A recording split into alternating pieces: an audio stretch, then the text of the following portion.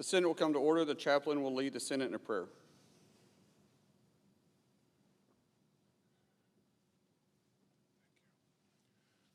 Let us pray. Almighty God, you know all about us. You know when we sit down and rise up. You know when we trespass and when we obey. Purge our lives of every wrong thing, that we may glorify you in all we think, say, and do. Lord, guide our lawmakers in their daily work. Enlighten their minds so that they can find solutions to the chaos and confusion in our world. Teach our senators to listen for your voice and to wait for your guidance. Lift their lives from the cacophony of contention to the concord of a caring community where lawmakers pray for and support each other. We pray in your great name. Amen. Please join me in reciting the Pledge of Allegiance to the flag. I pledge allegiance to the flag of the United States of America and to the republic for which it stands, one nation, under God, indivisible, with liberty and justice for all.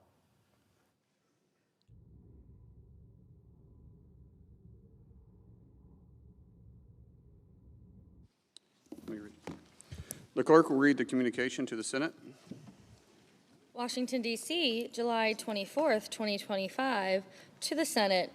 Under the provisions of Rule 1, Paragraph 3 of the Standing Rules of the Senate, I hereby appoint the Honorable Markwayne Mullin, a senator from the state of Oklahoma, to perform the duties of the chair. Signed, Chuck Grassley, President pro tempore. Under the previous leadership, time is reserved. Morning business is closed. Under the previous order, the Senate will proceed to executive session and resume consideration of the following nomination, which the clerk will report. Nomination, Department of Defense, Matthew Lohmeyer of Arizona to be Undersecretary of the Air Force.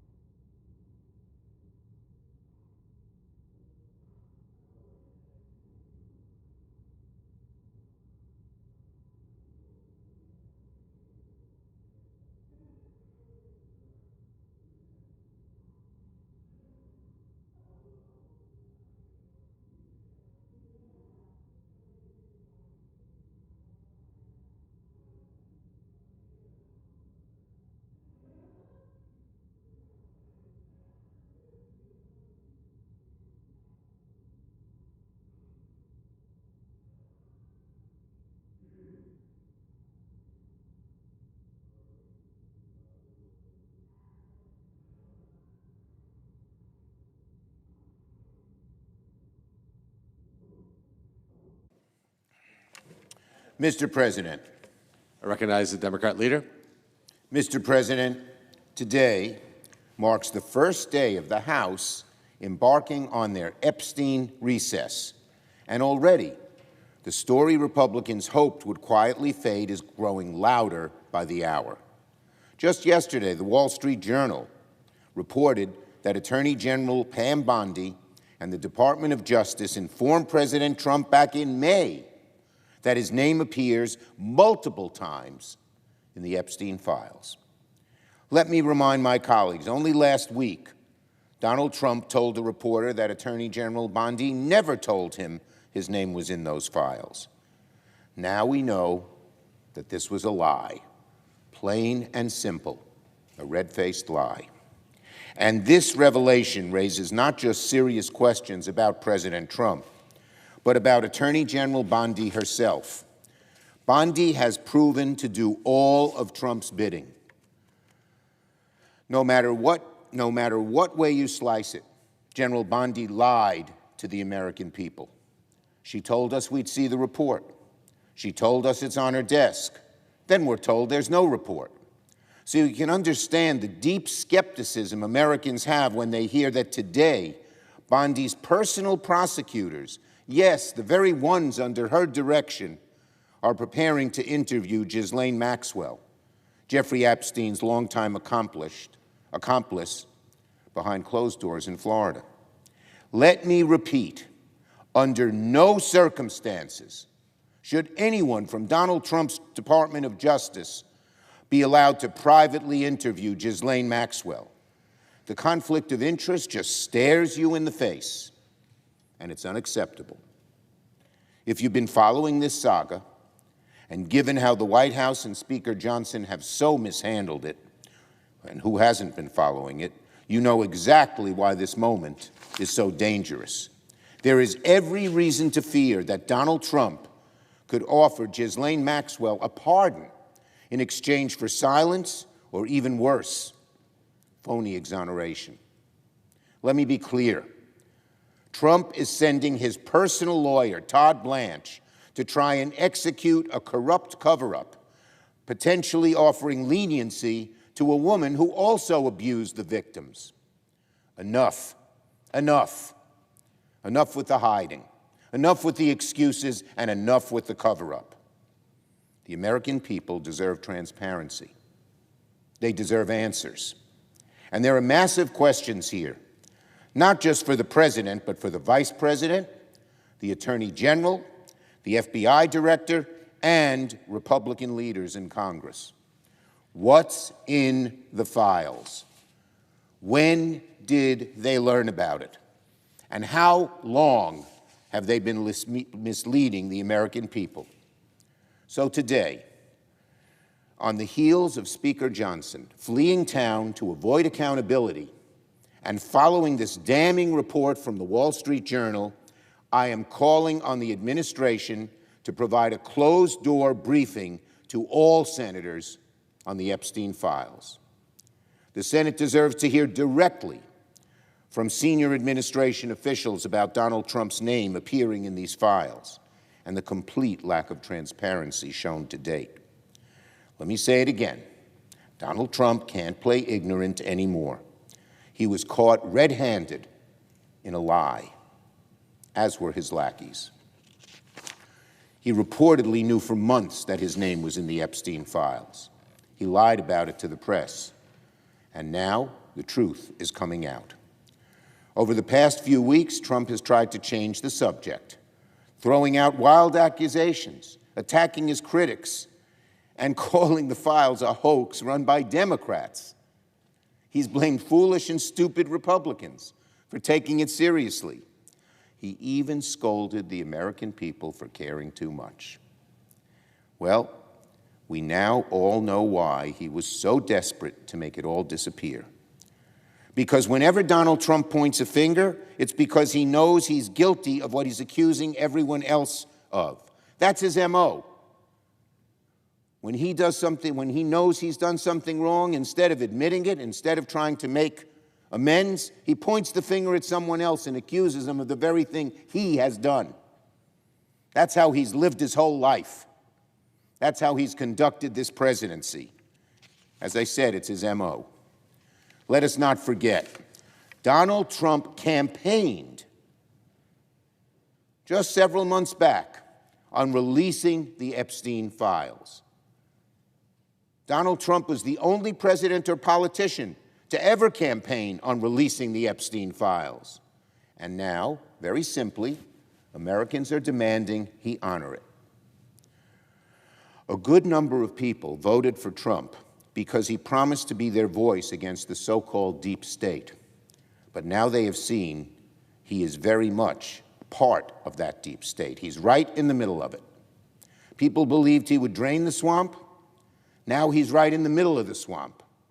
And that's why Americans across the political spectrum, right, center, left, Democrats, Republicans, independents, Americans across the political spectrum are angry with Donald Trump because they now are seeing his promise to drain the swamp was total fiction. He's in the middle of it. He's adding to it. Trump promised transparency.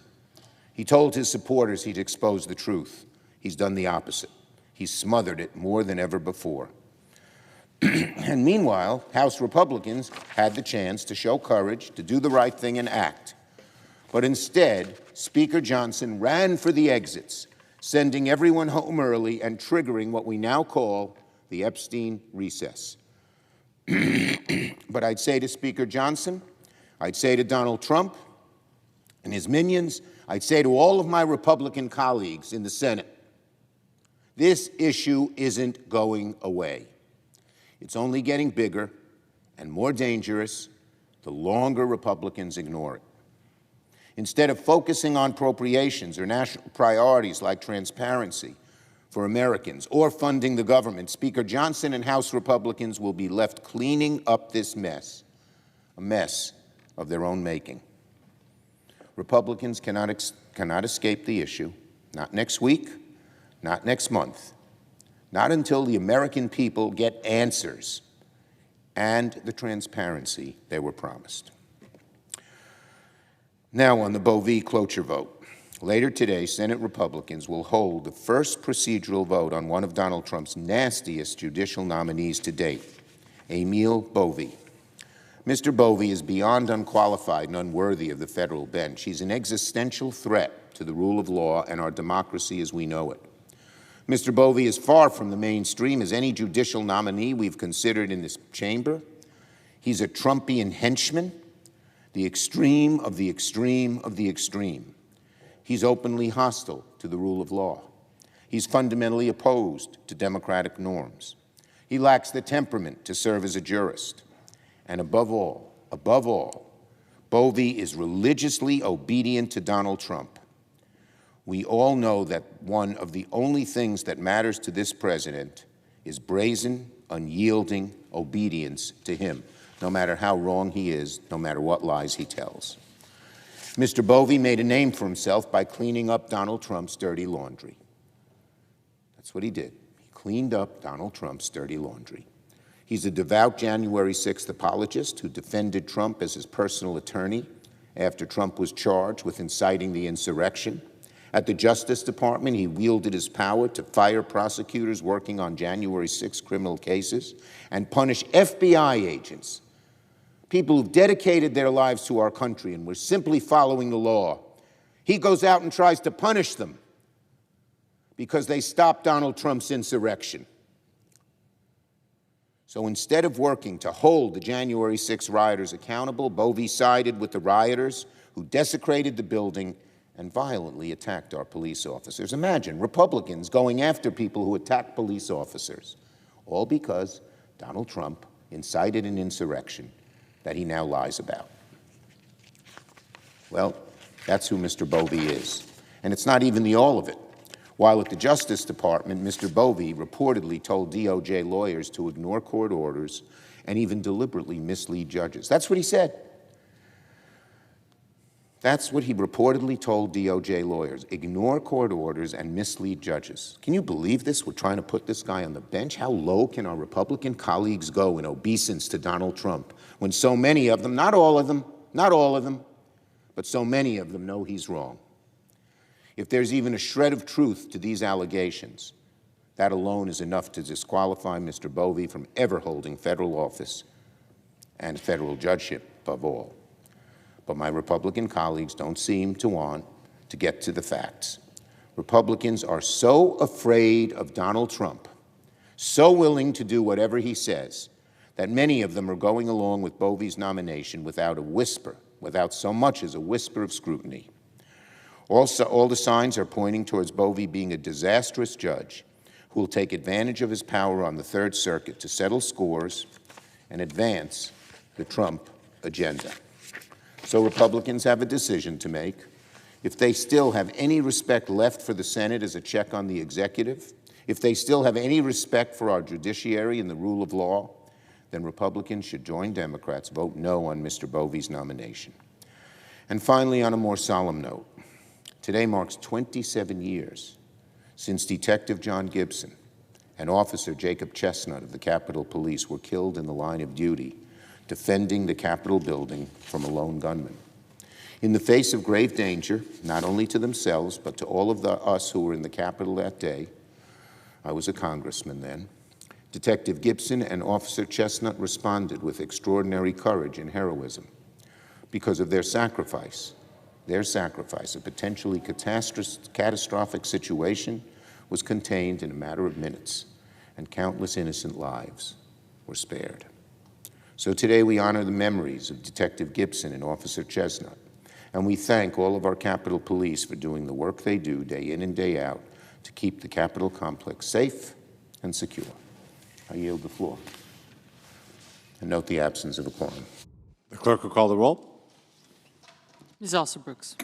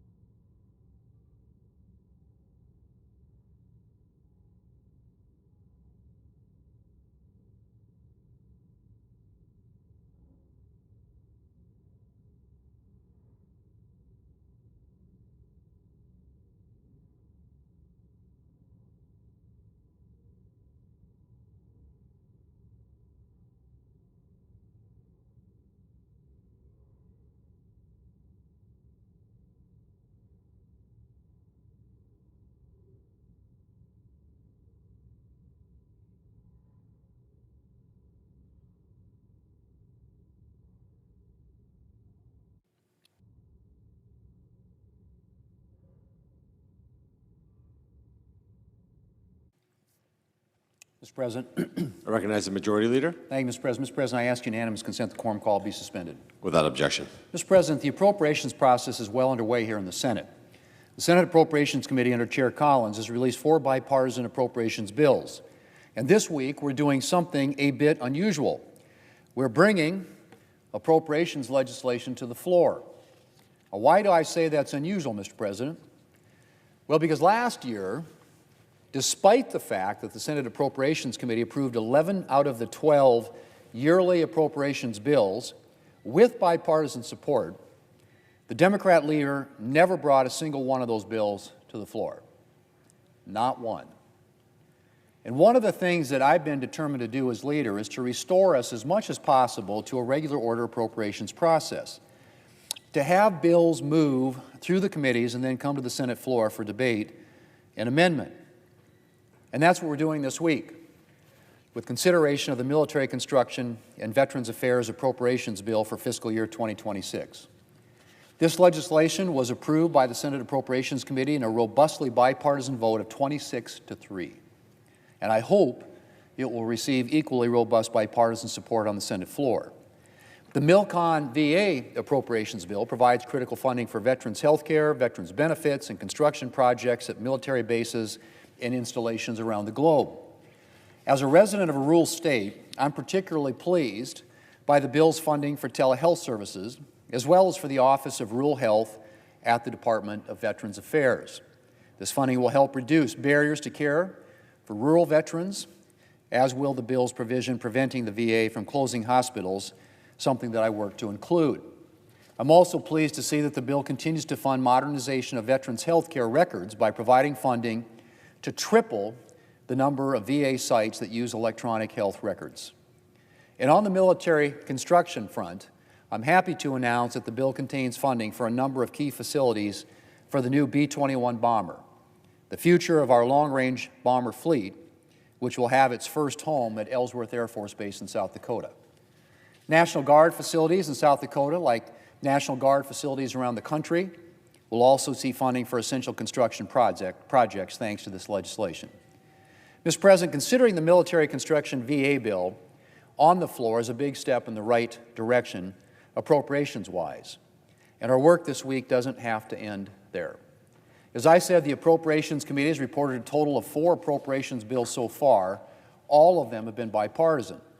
And I know that the fiscal year 2026 agricultural appropriations bill is a major priority for all of us, Democrat or Republican, who live in states that depend upon agriculture.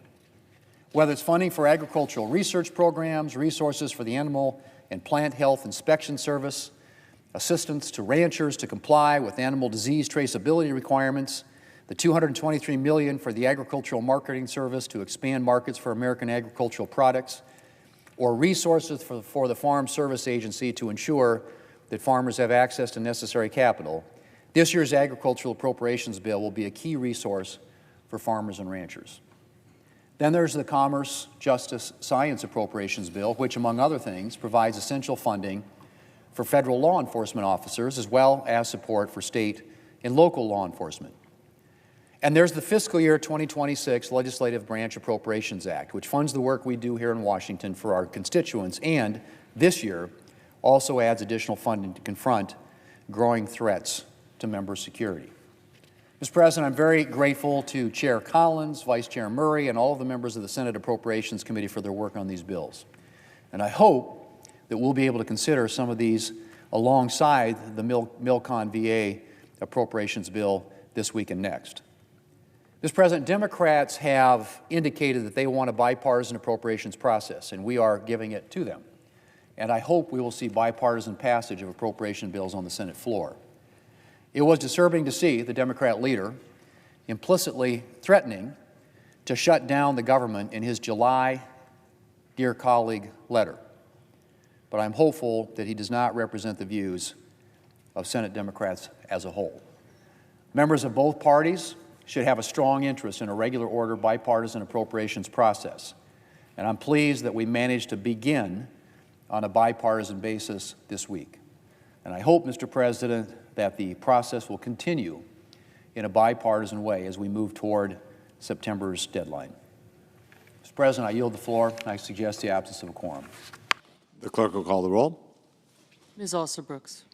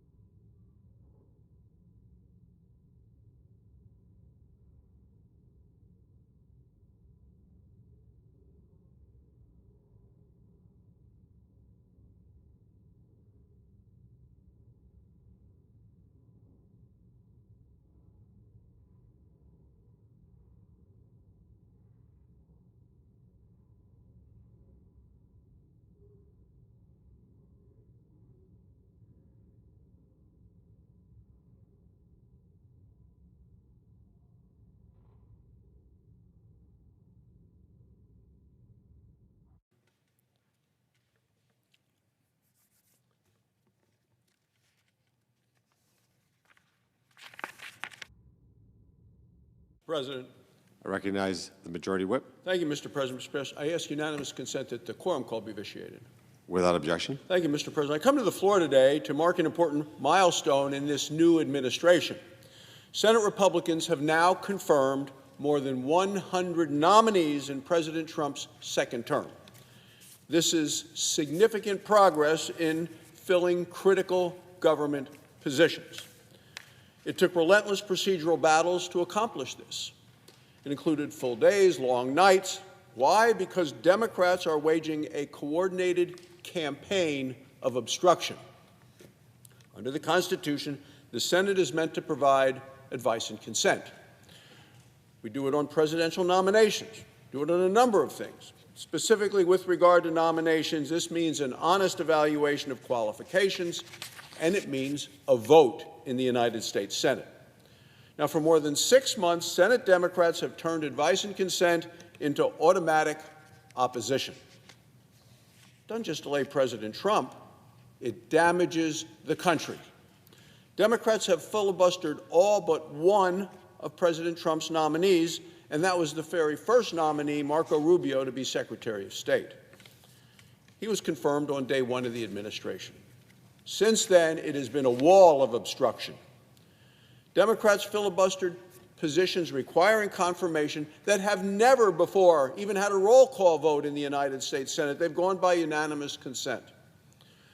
Democrats filibustered the chief of protocol for the State Department, the chief of protocol. Democrats filibustered the Undersecretary of Commerce for Industry and Security. They filibustered the Undersecretary of Defense for Research and Engineering. Today, 138 nominees who have already been approved by a full vote in Senate committees are caught here in Senate floor purgatory. Democrats in the Senate seem to have a new litmus test. President Trump nominates you, Democrats are against you. Period. End of story.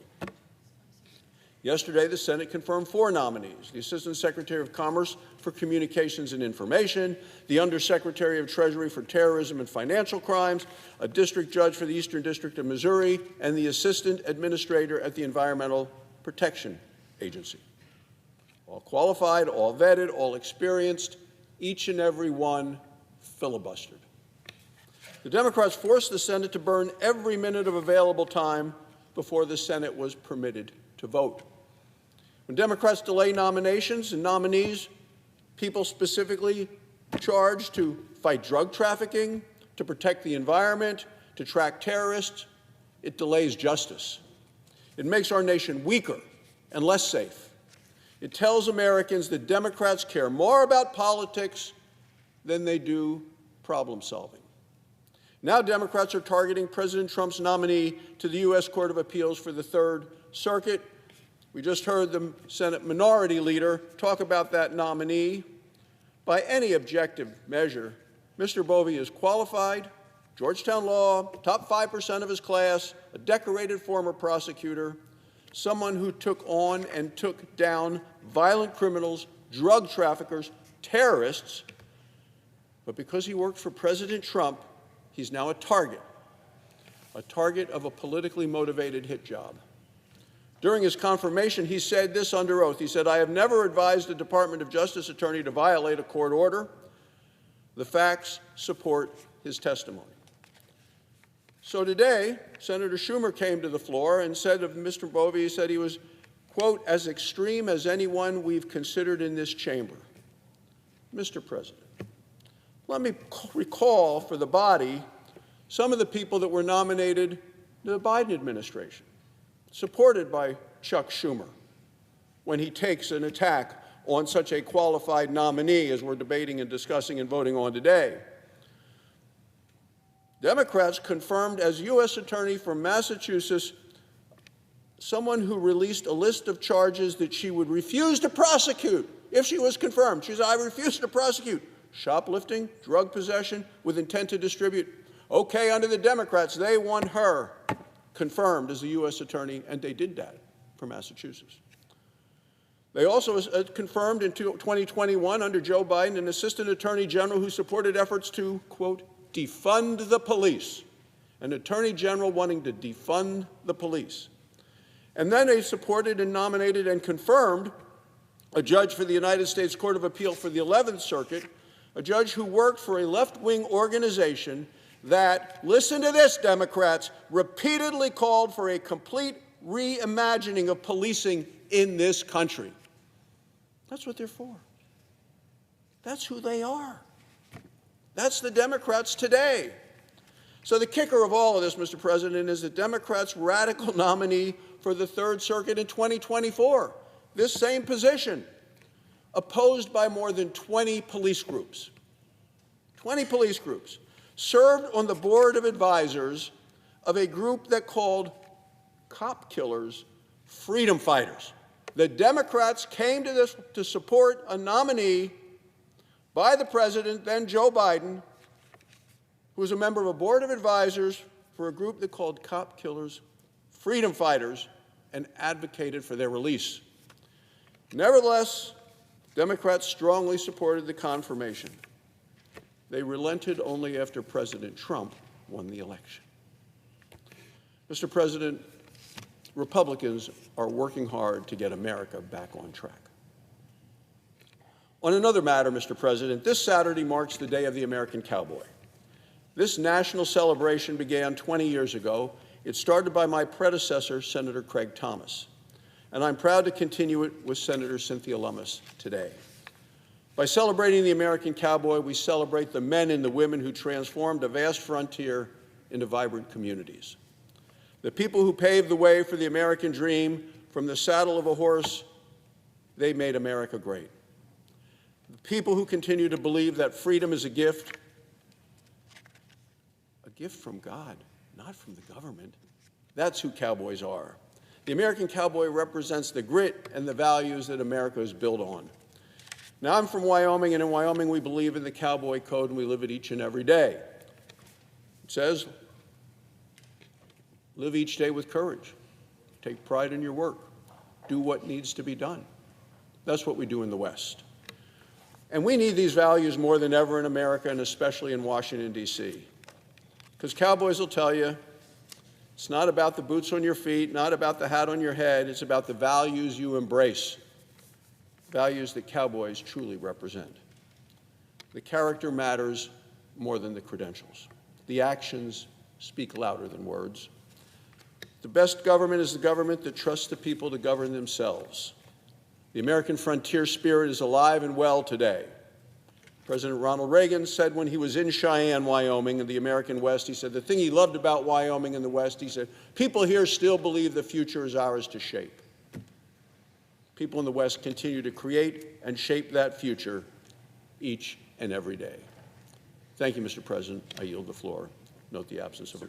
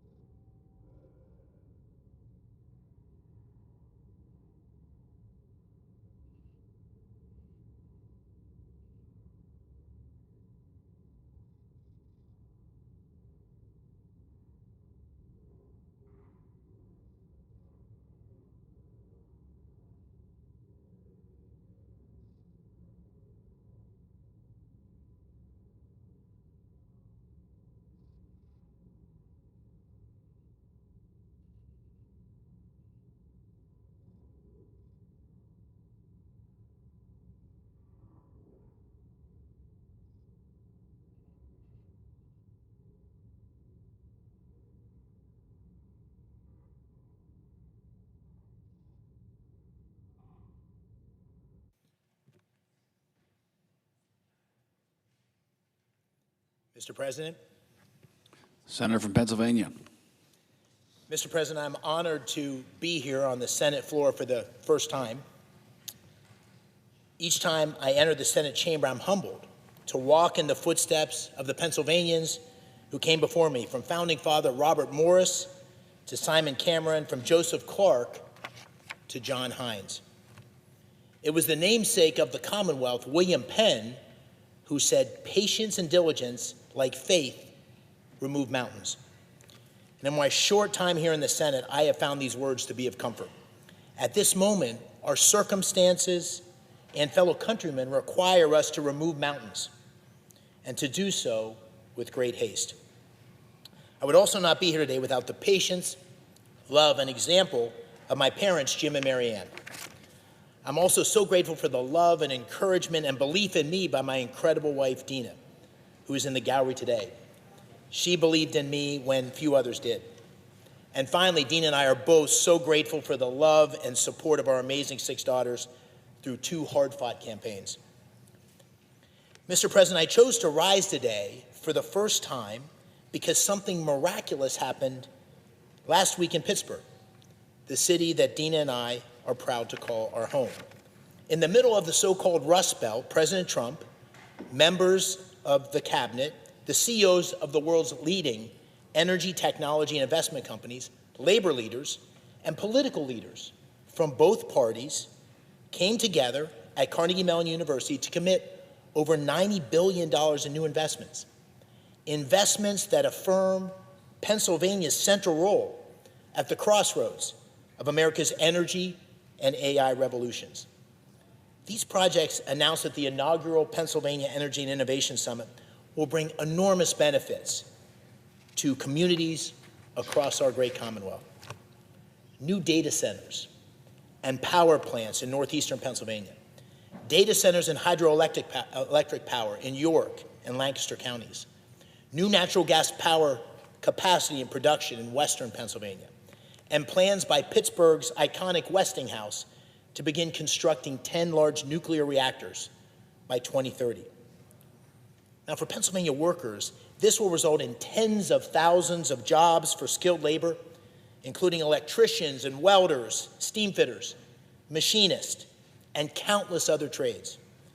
And many, many more indirect jobs supporting these projects will come to Pennsylvania communities. And perhaps most important, the significant media focus on the summit allowed Pennsylvania to tell its unique and compelling story to the world. Now, last year, President Trump and I promised to make America energy dominant and to secure our nation's AI leadership and to create jobs and opportunity for working families in Pennsylvania and across America during our campaigns. And last Tuesday, it was clear to all that we are delivering on those promises.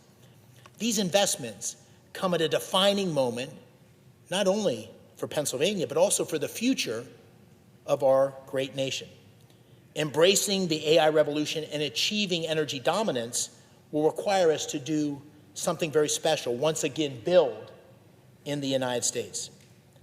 And in this process, we can revitalize the American dream for all Pennsylvanians and for all Americans by training and deploying workers across our economy, from the trades to engineers to our very finest scientists. The stakes could not be higher. If the United States does not rise to this challenge, we risk putting our future in the hands of the Chinese Communist Party, which seeks to dominate industries and technologies that will define the 21st century. This is a competition we must win. And it's a moment that demands leadership, sound policies, and yes, bipartisan cooperation to ensure our nation's prosperity. And that's what the summit in Pittsburgh was all about. Bringing together the president and his team together with many leaders who can seize this moment, who can chart a course forward to build the infrastructure, the talent, and the technology required to lead America's next chapter of growth and opportunity.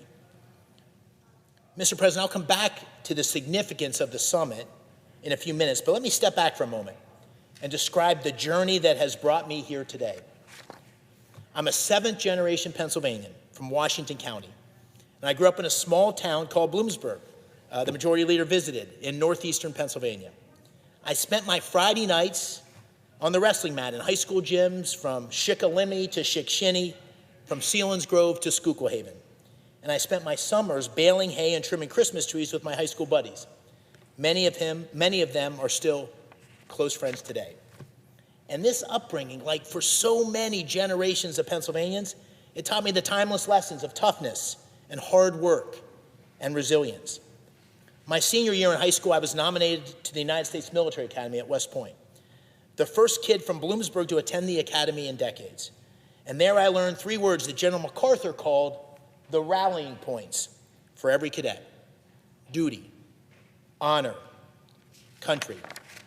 3 years after graduating, I saw these words put into action when I deployed with the 82nd Airborne Division to Saudi Arabia and later Iraq during Operation Desert Storm. Following the Army, I joined and eventually led a successful technology company in Pittsburgh. I served in several senior positions in the government at the intersection of national security and our economy. And I led as CEO one of the world's great global investment firms. But Mr. President, nothing I have done in my life compares to the honor of serving as the 54th elected senator from the Keystone State. And I'm also proud, following the great senator from Rhode Island, to be the 9th senator in American history who is a graduate of West Point. I decided to enter the political arena because America is a superpower in peril. I gave up a successful business career because I could see that despite the strength and the spirit of the American people, our future is threatened by a cycle of stagnation and disillusionment and decline. The American dream is out of reach for far too many families in Pennsylvania, and the Chinese Communist Party is actively subverting America's economic and military power. Breaking this cycle and focusing on the renewal of our nation is the only way forward, and I felt a calling to try to do my part in fulfilling this mission. During his campaign, President Trump uniquely grasped this challenge. He saw the struggling communities next to the shuttered steel mills along the Monongahela Valley on the outskirts of Pittsburgh. And he understood the devastation in small towns like Bloomsburg, where I grew up, 50 miles from Scranton. The McGee Carpet Mill once employed more than 2,000 workers, including the parents of many of my high school classmates. It now occupies a mere 200. Like the president, our fellow citizens saw thousands of brave men and women who fought for 2 decades in the endless wars in the Middle East. Too many returned home with broken bodies or troubled minds, like Michael Wargo of Lehighton, the son of Dina and my dear friends, Michael and Sally. They lost Michael to suicide years after he returned from a tour in Afghanistan. And I share their heartbreak, and I know many of you do too, and the disbelief that 18 veterans a day still take their own lives, every single day. Finally, we all saw the wide open southern border, bringing millions of illegal immigrants into our towns and cities, and violent crime and deadly fentanyl in our communities. More than 4,000 Pennsylvanians lose a loved one every year to a fentanyl overdose. One of those families is that of my good friend, Blair County Sheriff Jim Ott, who lost his 33-year-old son, Josh, to the scourge of fentanyl. Mr. President, last year I heard these concerns over and over and over again from my fellow Pennsylvanians in hundreds of campaign stops I made across the Commonwealth. And in November, the people spoke. Pennsylvania voters gave President Trump and me a mandate for change. They wanted a dramatic turnaround from 4 years of open border policies, soaring prices caused by reckless spending, and weak leadership on the world stage that emboldened China, Russia, and Iran. And after only 6 months, Mr. President, the results speak for themselves. President Trump, with the support of this Congress, has made enormous progress. Illegal border crossings are at a record low, with more resources on the way.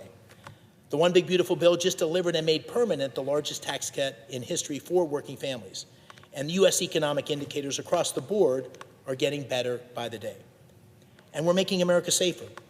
We're rebuilding our military. President Trump ordered a flawless attack on Iran's nuclear enrichment facilities so the mullahs can never wield a nuclear weapon.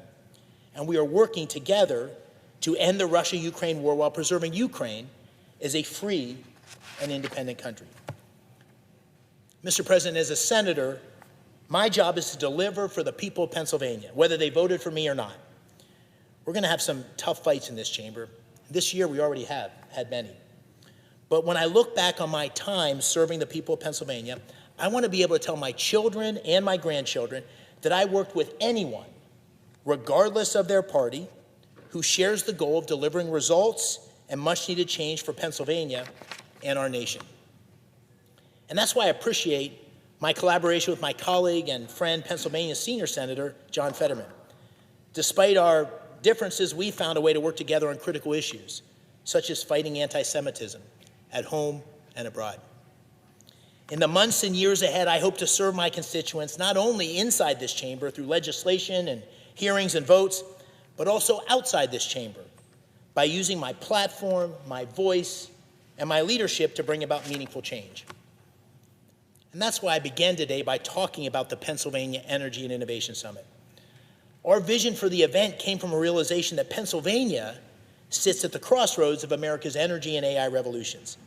Yet the key political, business, and labor leaders had never actually been brought together in one place to make things happen. I highlight the summit not because it's the answer to all of the problems we face, but because it exemplifies the key ingredients that I believe we need as a country at this unique moment. This moment demands bold, innovative leadership across the political spectrum to build coalitions, unique coalitions required to tackle these challenges. This moment demands a willingness to discard conventional wisdom to improve the lives of our fellow countrymen.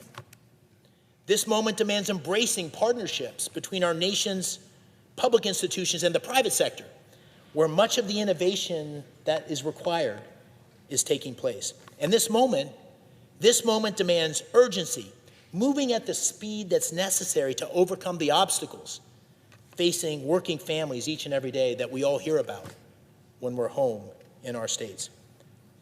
Mr. President, I have the true privilege of representing the birthplace of our nation during its 250th year.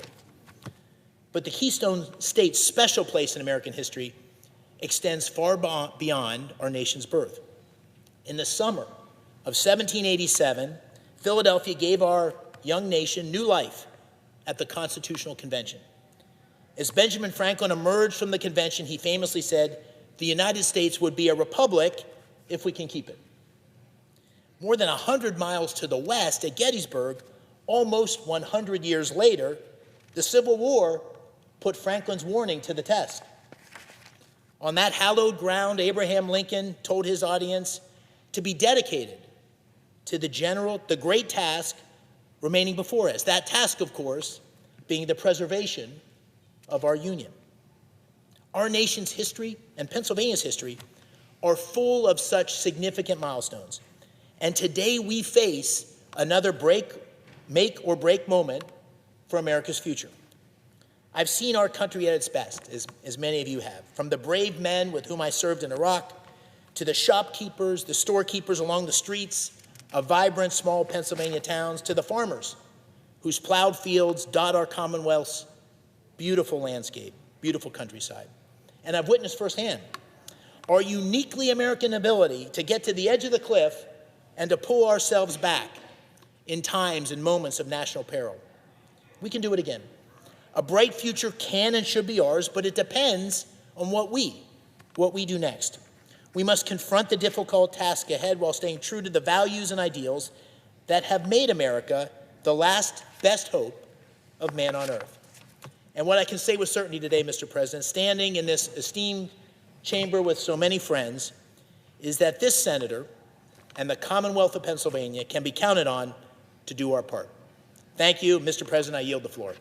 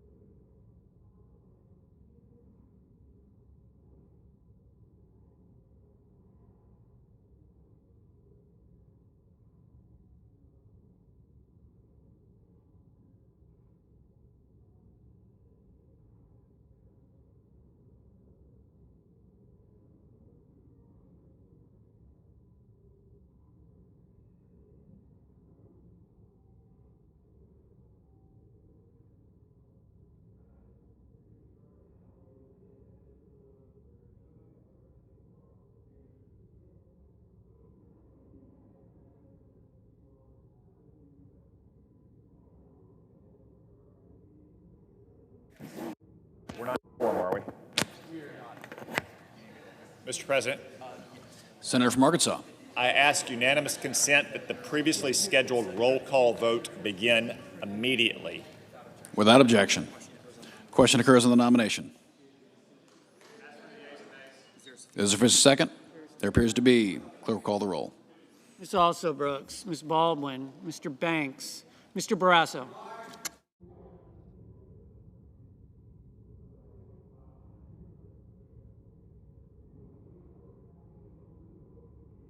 Mr. Bennett.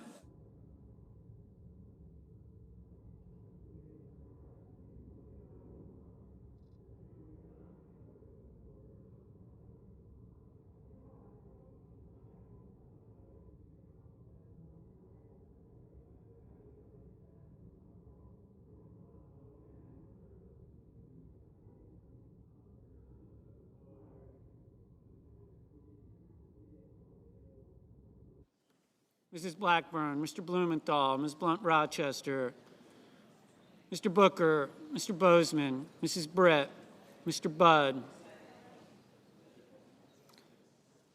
Ms. Cantwell, Mrs. Capito, Mr. Cassidy, Ms. Collins, Mr. Coons, Mr. Cornyn, Ms. Cortez Masto, Mr. Cotton, Mr. Kramer, Mr. Crapo, Mr. Cruz, Mr. Curtis, Mr. Daines, Ms. Duckworth, Mr. Durbin, Ms. Ernst, Mr. Fetterman, Mrs. Fisher,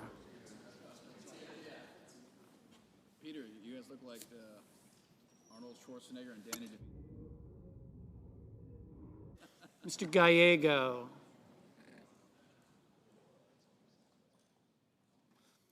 Mrs. Gillibrand, Mr. Graham, Mr. Grassley, Good comments on the Mr. Haggerty,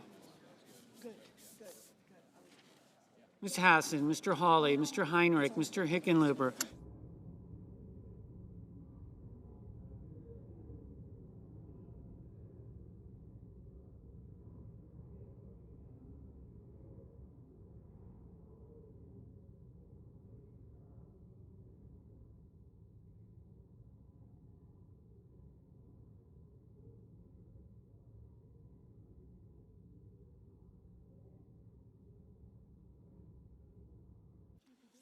Mr. Hickenlooper, Mr. Rono, Mr. Hoven, Mr. Husted,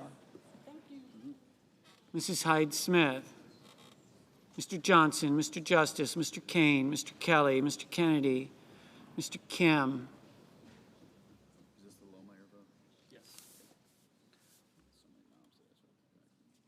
Mr. King, Ms. Klobuchar, Mr. Langford, Mr. Lee, Mr. Lujan, Ms. Lummis, Mr. Markey, Mr. Marshall, Mr. McConnell, Mr. McCormick, Mr. Merkley, Mrs. Moody, Mr. Moran, Mr. Moreno,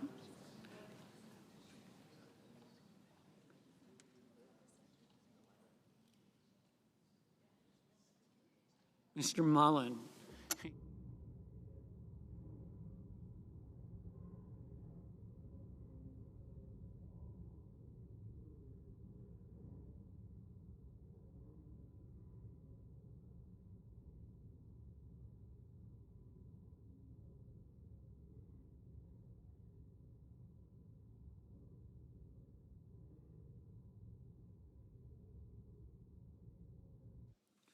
Mr. Mullen, Ms. Markowski, Mr. Murphy, Mrs. Murray, Mr. Ossoff, Mr. Padilla, Mr. Paul, Mr. Peters, Mr. Reed, Mr. Ricketts, Mr. Risch, Ms. Rosen, Mr. Rounds, Mr. Sanders, Mr. Schatz, Mr. Schiff, Mr. Schmidt, Mr. Schumer, Mr. Scott of Florida, Mr. Scott of South Carolina, Mrs. Shaheen, Mr. Sheehy, Ms. Slotkin, Ms. Smith, Mr. Sullivan, Mr. Thune, Mr. Tillis, Mr. Tuberville, Mr. Van Hollen, Mr. Warner, Mr. Warnock, Ms. Warren, Mr. Welch, Mr. Whitehouse, Mr. Wicker, Mr. Wyden, Mr. Young.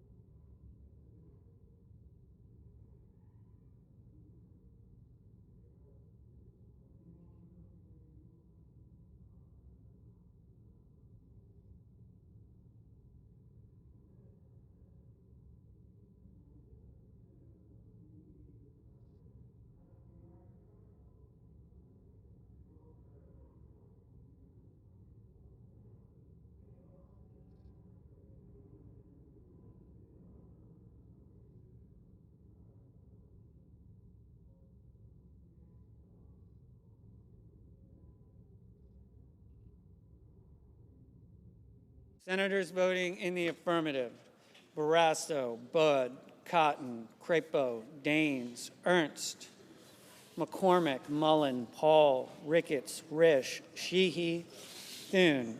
Senators voting in the negative: Blunt, Rochester, Fetterman, Hassan, Klobuchar, Merkley, Rosen, Schumer, Smith, Warren, Welch, Wyden.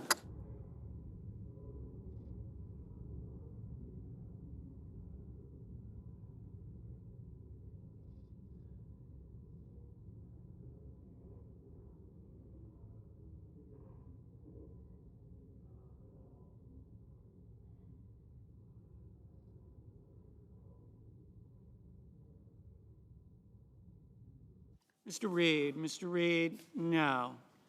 Ms. Murkowski, aye. Ms. Collins, aye. Mr. Schatz, no.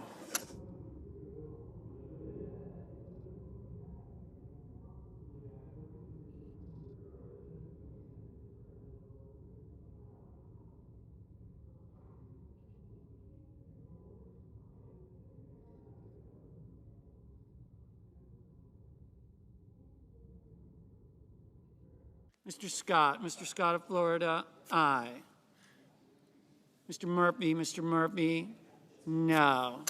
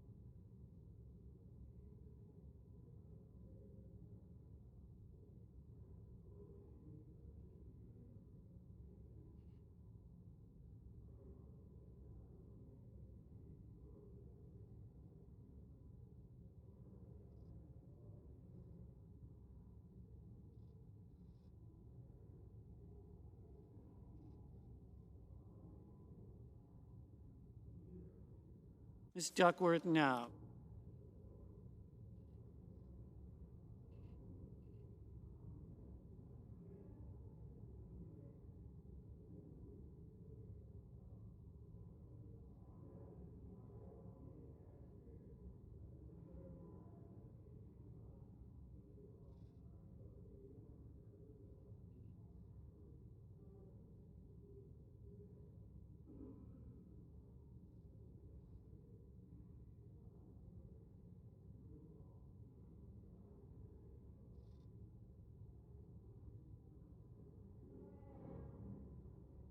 Mrs. Gillibrand, no.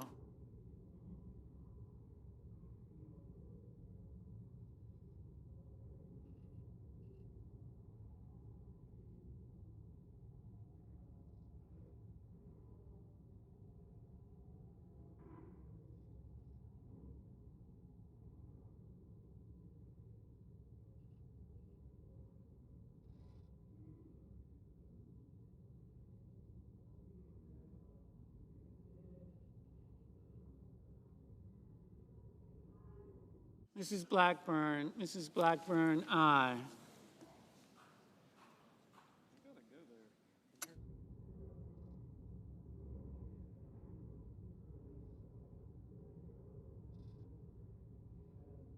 Mr. Moreno, aye.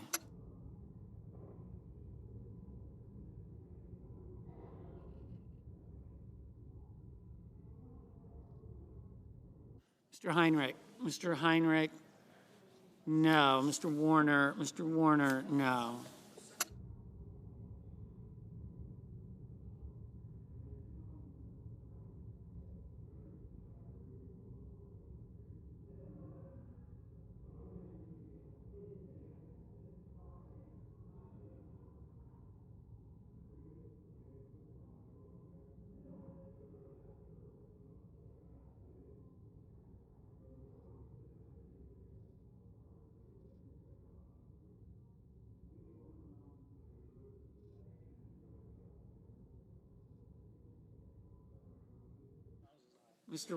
Mr. Rounds, aye. Mr. Kennedy, aye. Mrs. Shaheen, no. Ms. Cortez Masto, no.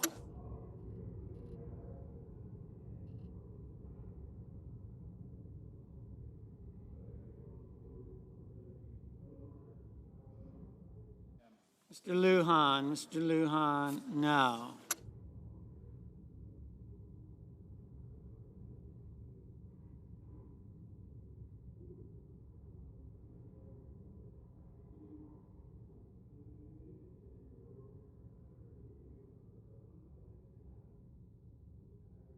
Mr. Young, aye. Mr. Markey, no.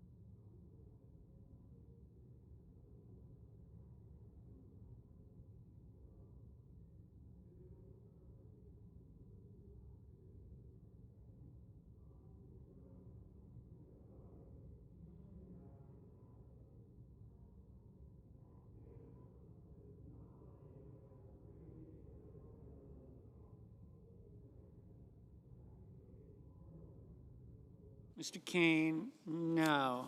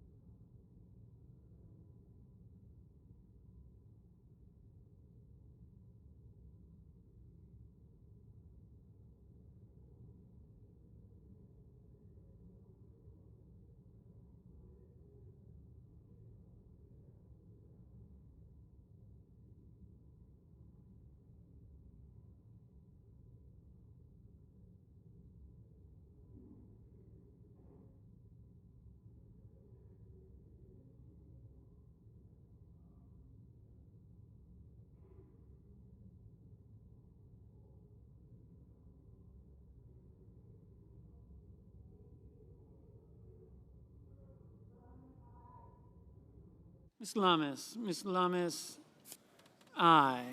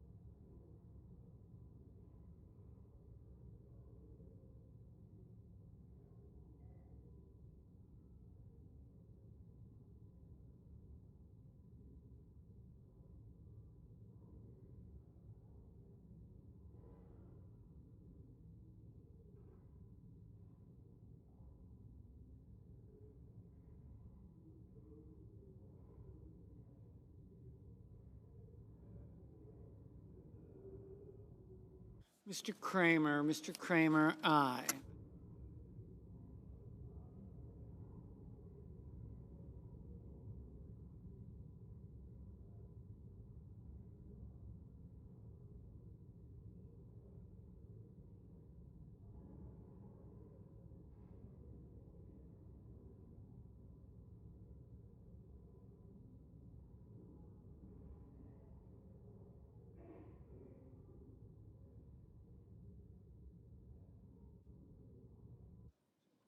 Mrs. Murray, no.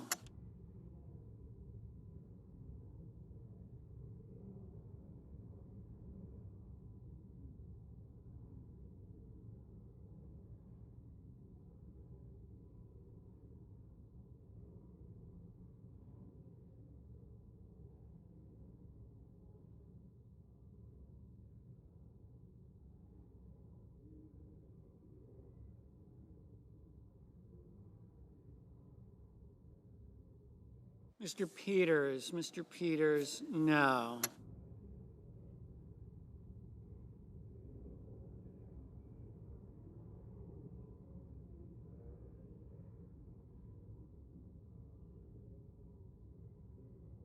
Mr. Tuberville, aye.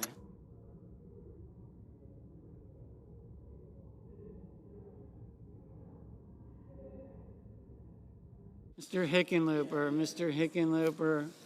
no. Mr. Marshall, aye.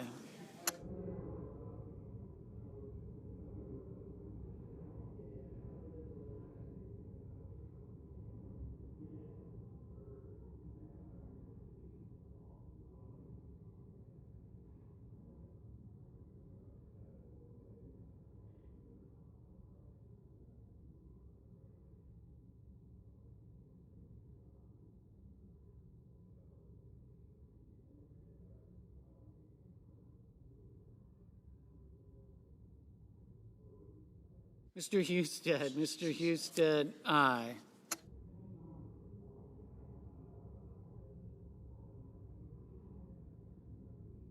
Mr. Cassidy, aye.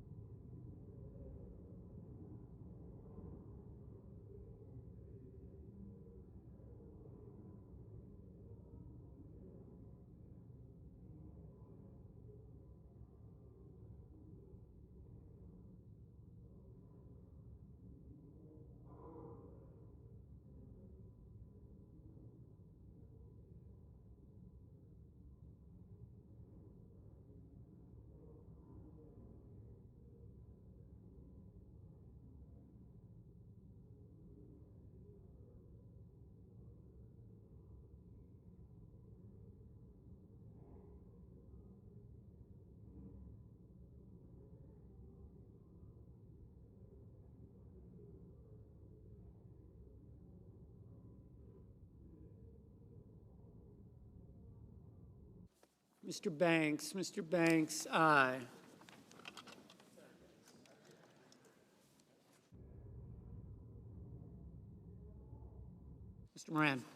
Mr. Moran, aye. Ms. Cantwell, no.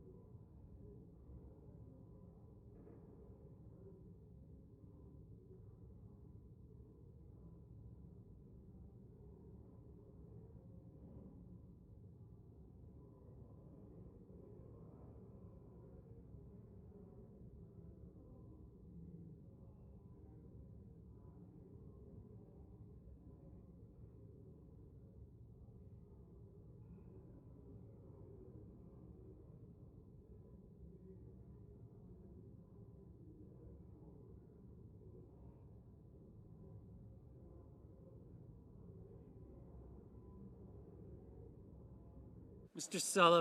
Sullivan, aye.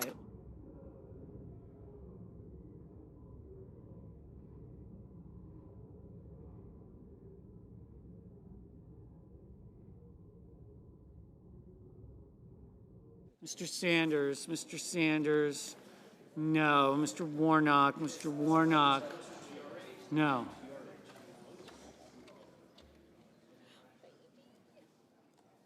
So distracted.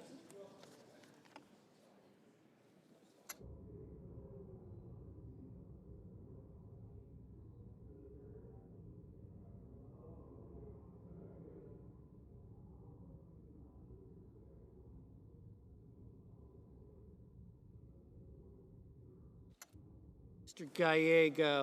Gallego, no.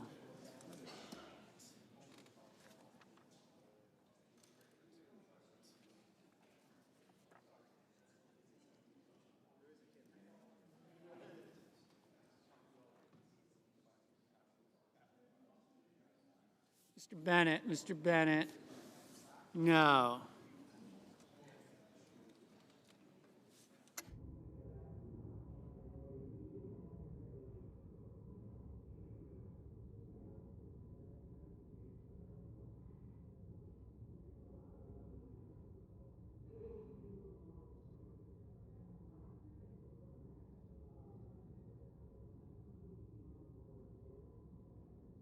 Mr. King, no. Mrs. Moody, aye. Mr. Bozeman, aye.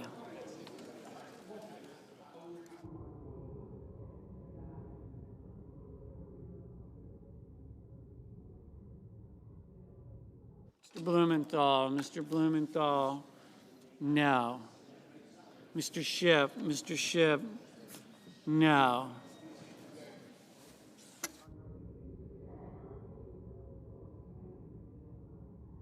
Mr. Lee, aye.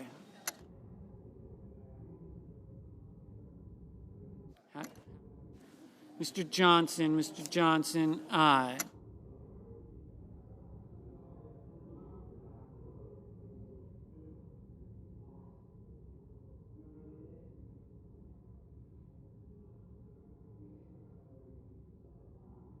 Mr. Wicker, aye. Mr. Durbin, no. Ms. Hirono, no.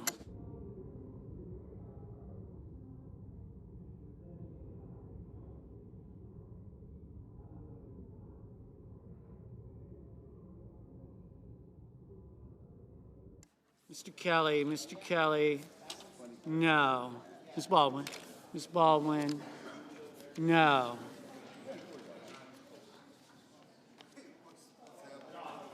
Mr. Booker, no. Mr. Schmidt, aye. Mr. Padilla, no.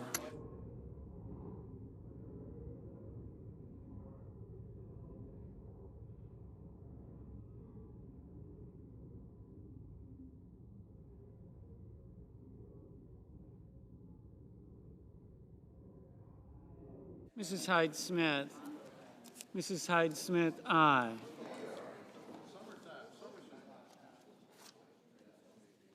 Mr. Cornyn, aye.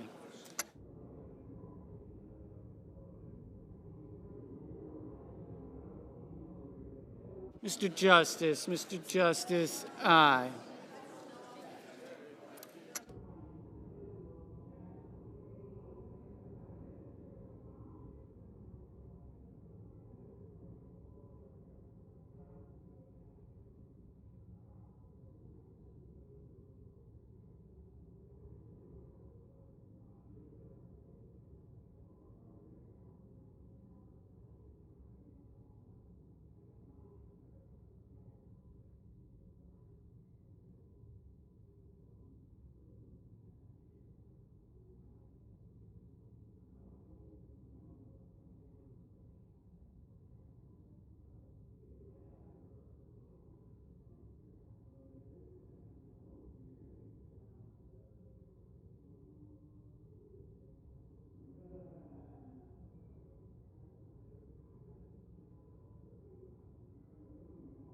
Mr. Whitehouse, no.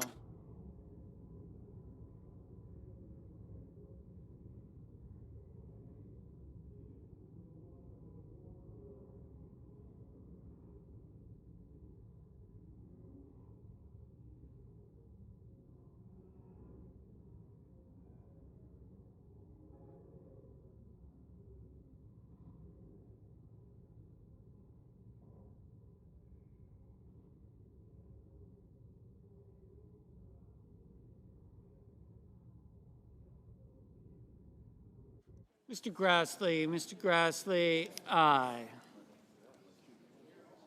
Mr. Haggerty, aye.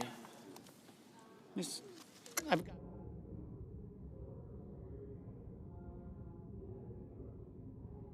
Mrs. Fisher, aye.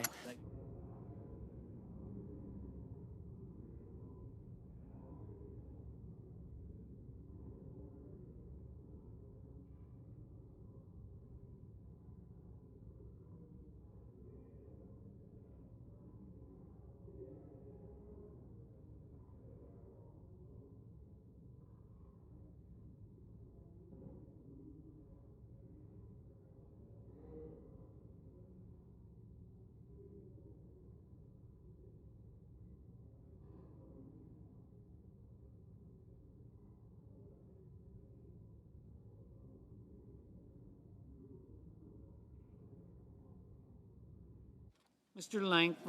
Langford, aye. Mr. Ossoff, no.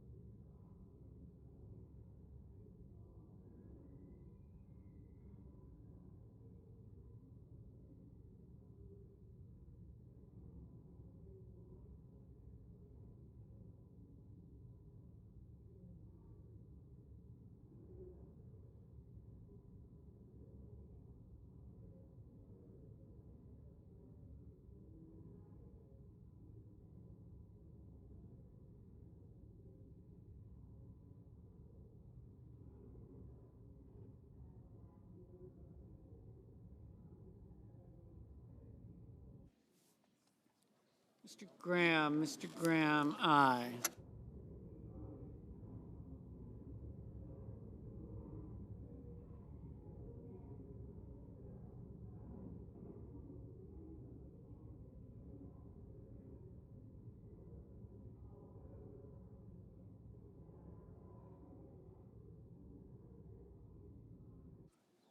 Mrs. Capito, aye.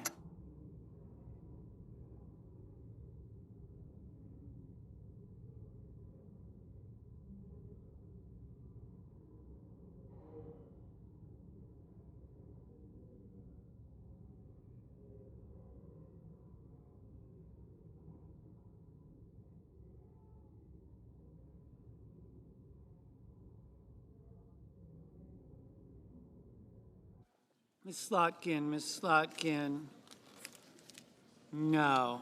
Ms. Brooks, no.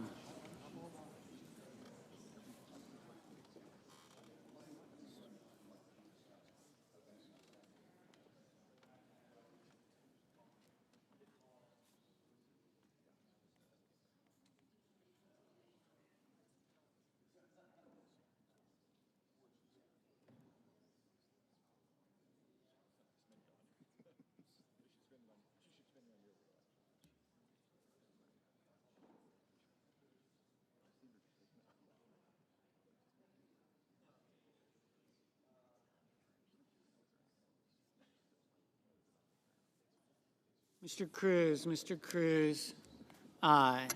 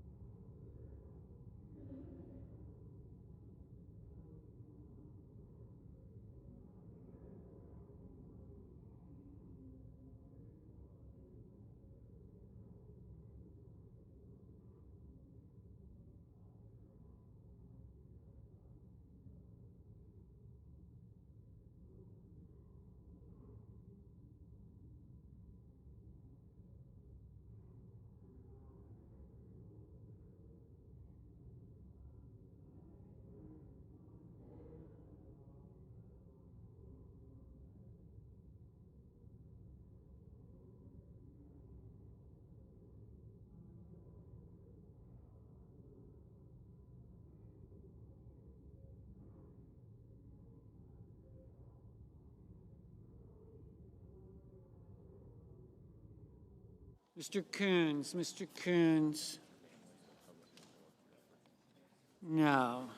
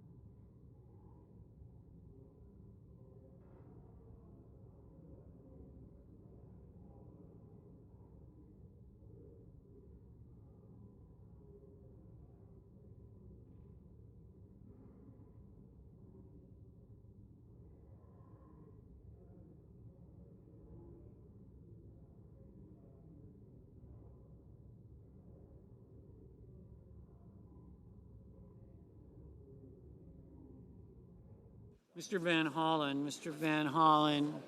No.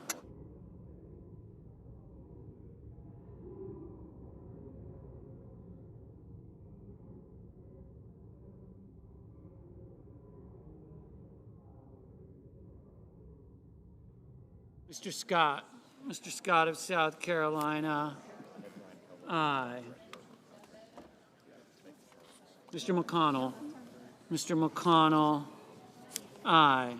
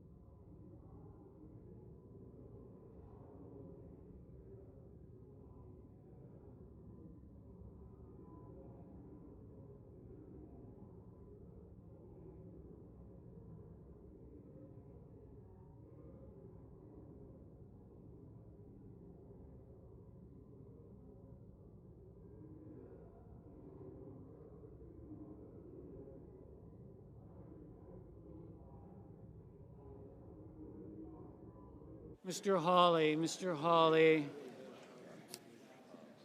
Aye.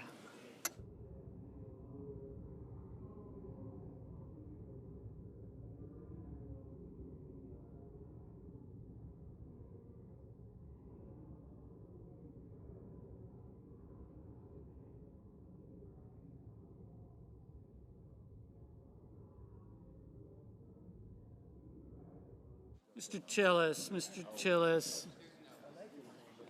Aye.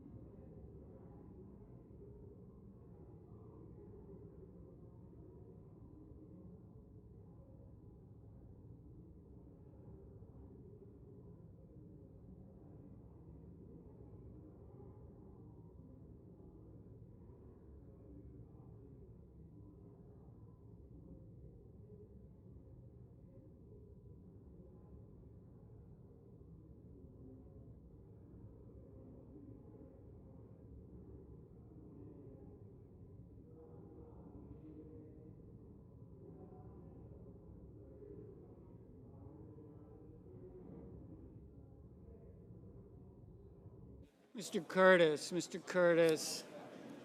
Aye.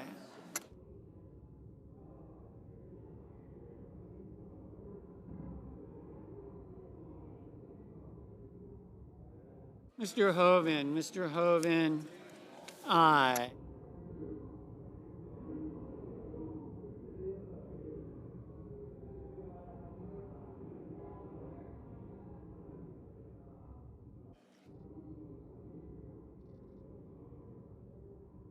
The yeas are 52, the nays are 46, and the nomination is confirmed.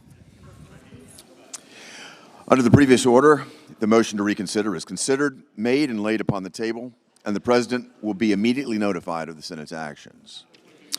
The clerk will report the motion to invoke cloture. Cloture motion. We, the undersigned senators, in accordance with the provisions of Rule 22 of the Standing Rules of the Senate, do hereby move to bring to a close debate on the nomination of Richard Topping of Ohio to be Chief Financial Officer, Department of Veterans Affairs, signed by 17 senators. Under the previous order, the mandatory quorum call under Rule 22 has been waived. The question is it the sense of the Senate that debate on the nomination of Richard Topping of Ohio to be Chief Financial Officer, Department of Veterans Affairs, shall be brought to close? The yeas and nays are mandatory under the rule. The clerk will call the roll. Ms. Alsobrooks, Ms. Baldwin, Mr. Banks,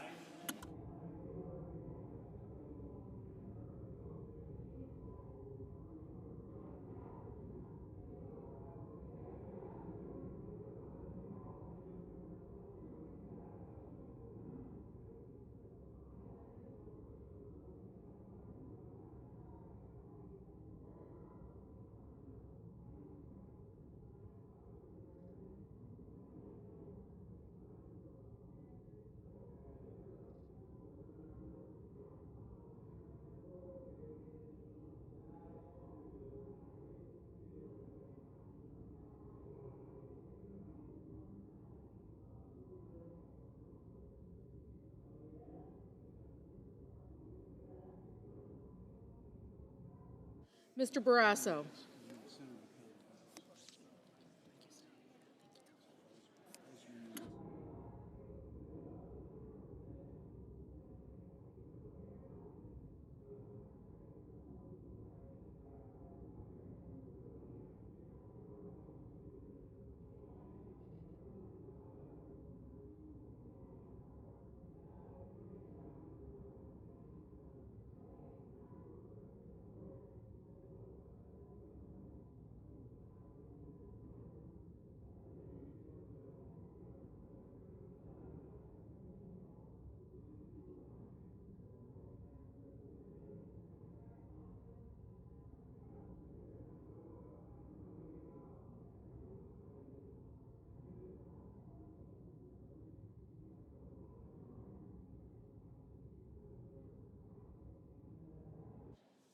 Mr. Barrasso, Mr. Bennett, Mrs. Blackburn, Mr. Blumenthal, Ms. Blunt-Rochester, Mr. Booker, Mr. Bozeman, Mrs. Britt, Mr. Budd,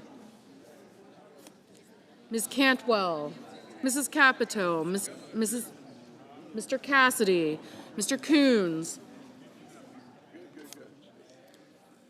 Mr. Cornyn, Ms. Cortez Masto,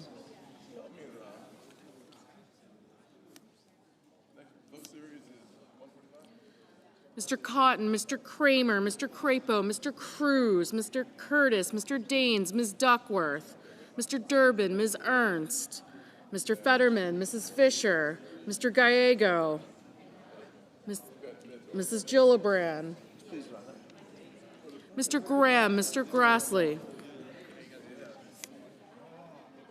Mr. Haggerty,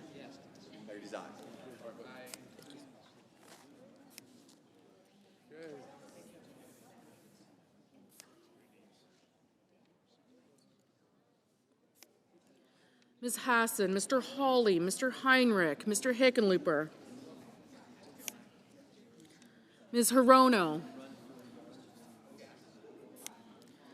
Mr. Husted, Mrs. Hyde-Smith, Mr. Johnson, Mr. Justice, Mr. Kane,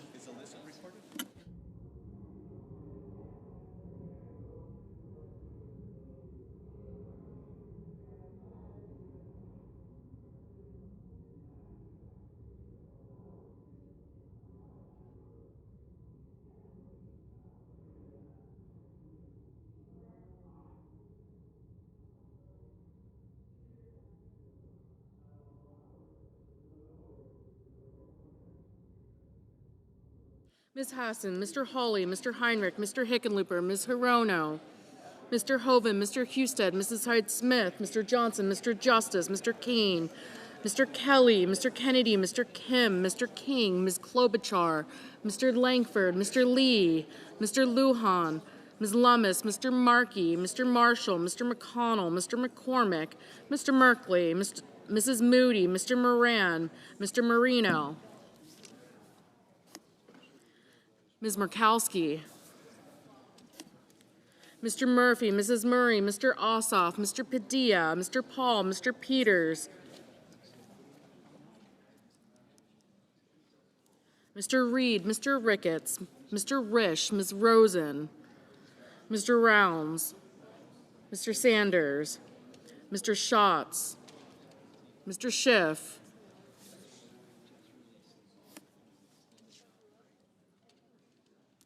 Mr. Schmidt, Mr. Schumer, Mr. Scott of Florida, Mr. Scott of South Carolina, Mrs. Shaheen, Ms. Slotkin, Mr. Sheehy, Ms. Slotkin, Ms. Smith, Mr. Sullivan, Mr. Thune, Mr. Tillis, Mr. Tuberville, Mr. Van Hollen, Mr. Warner, Mr. Warnock, Ms. Warren, Mr. Welch, Mr. Whitehouse, Mr. Wicker, Mr. Wyden, Mr. Young.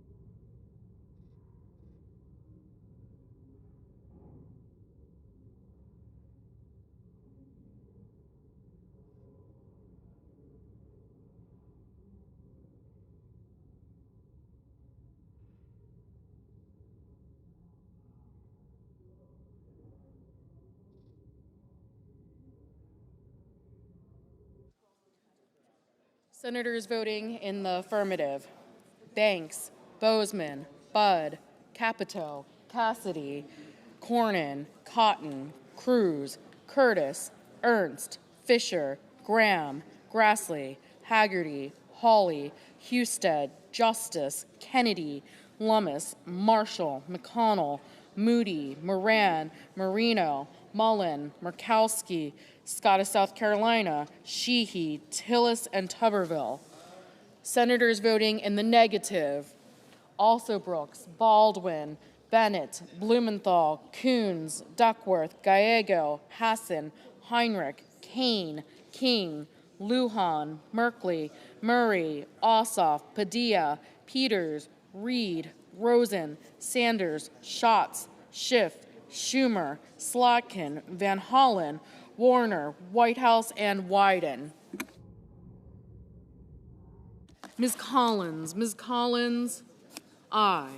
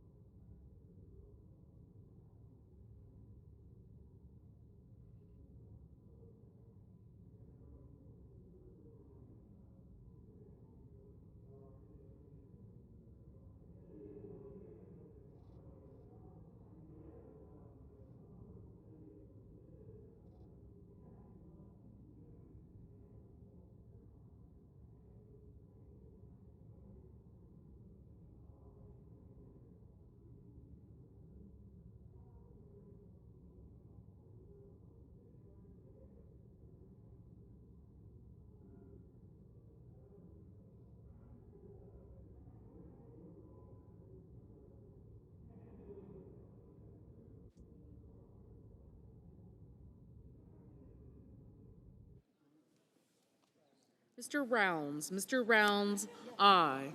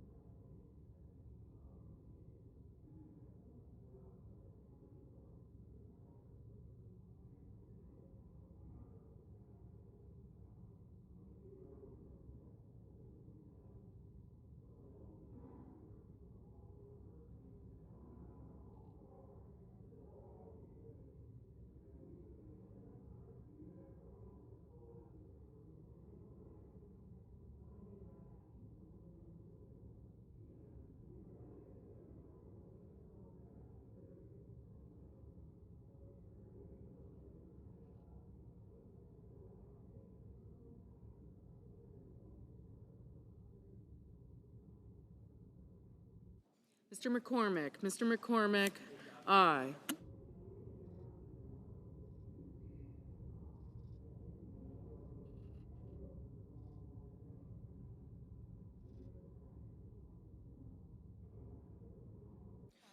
Mr. Langford. Mr. Langford, aye.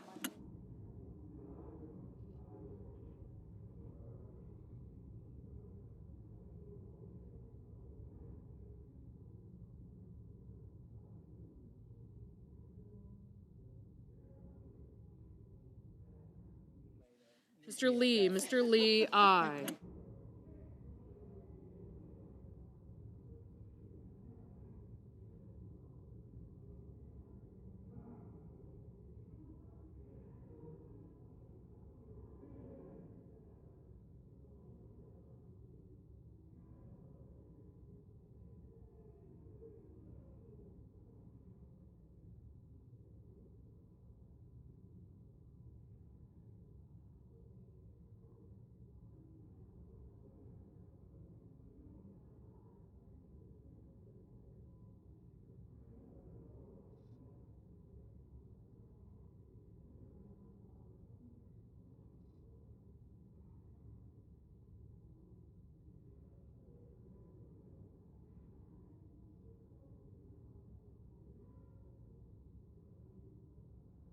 Mr. Daines. Mr. Daines, aye.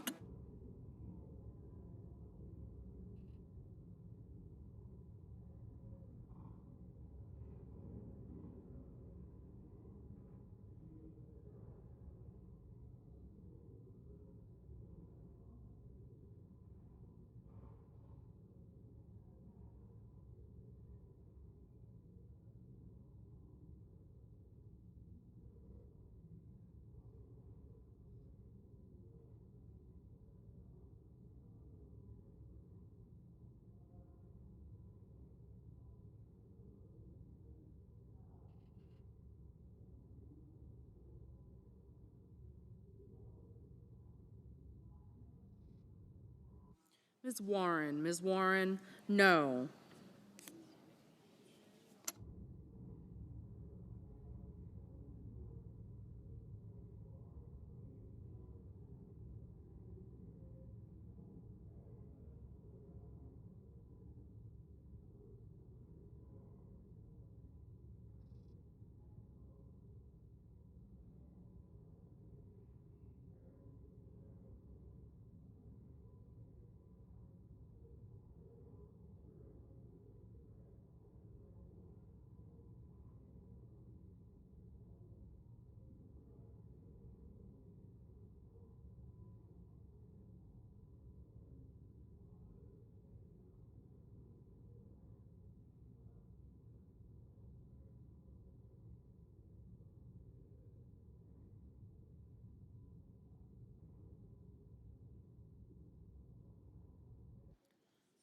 Mr. Hoven. Mr. Hoven, aye.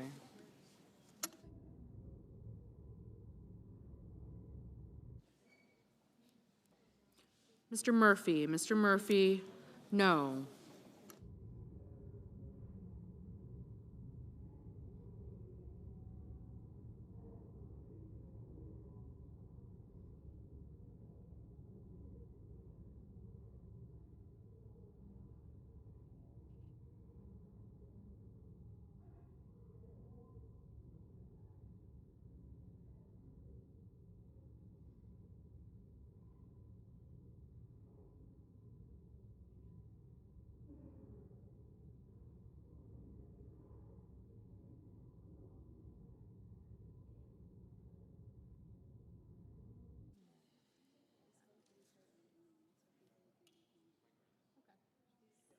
Mr. Paul. Mr. Paul, aye. Mr. Fetterman. Mr. Fetterman, no.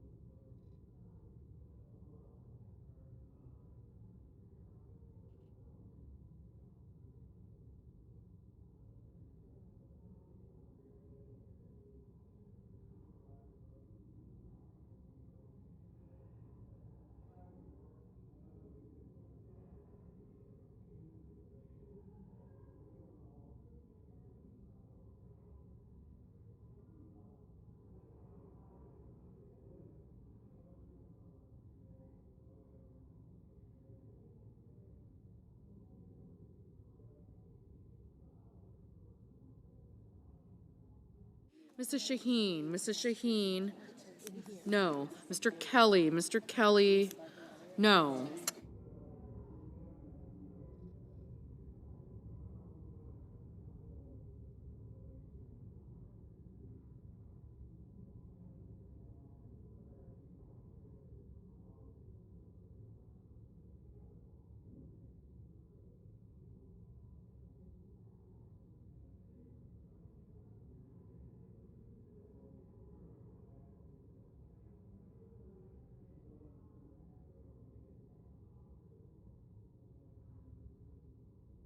Mr. Ricketts, aye.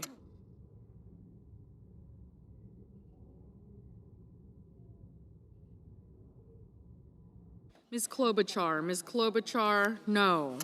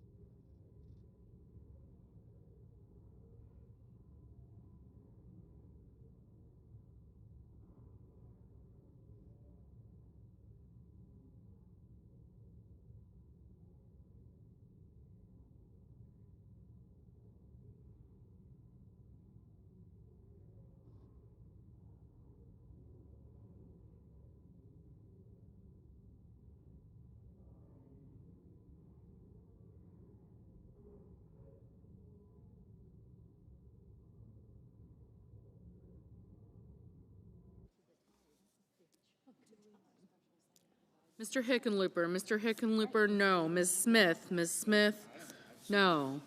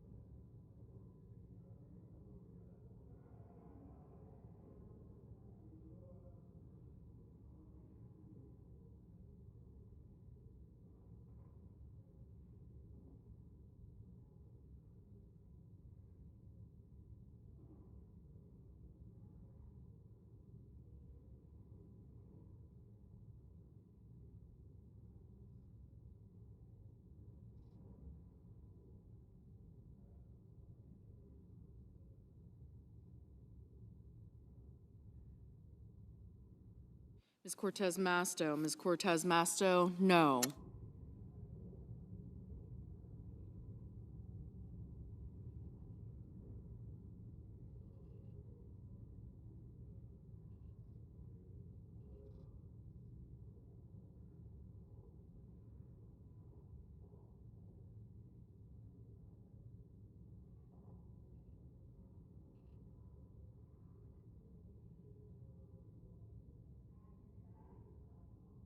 Mrs. Height Smith, aye.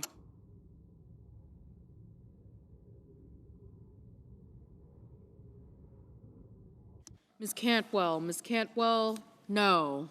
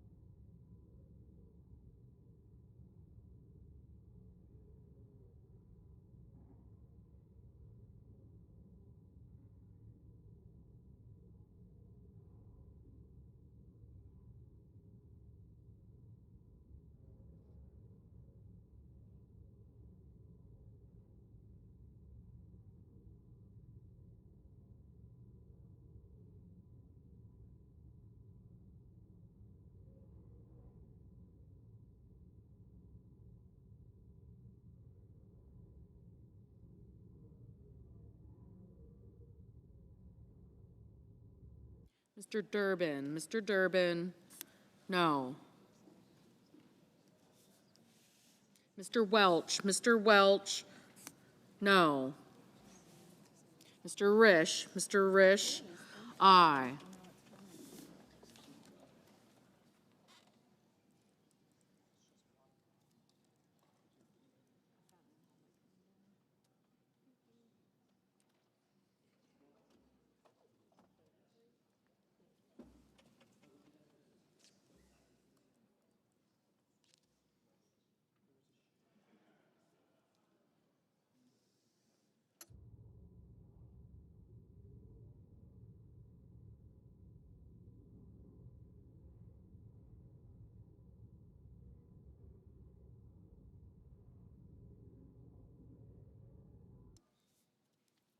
Mr. Barrasso. Mr. Barrasso, aye.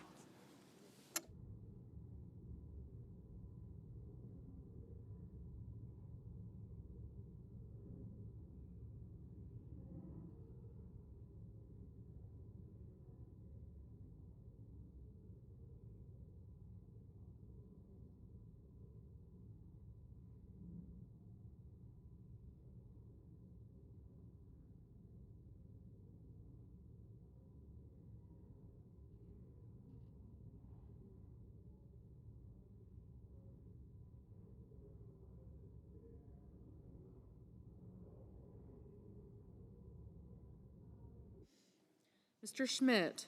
Mr. Schmidt, aye.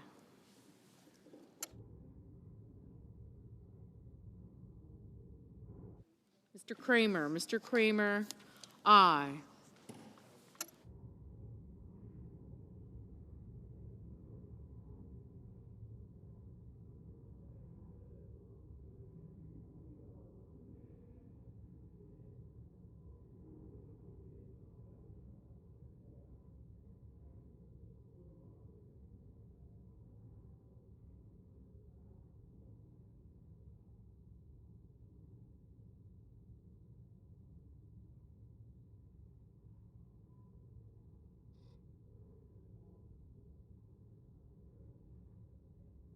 Ms. Blunt Rochester. Ms. Blunt Rochester, no.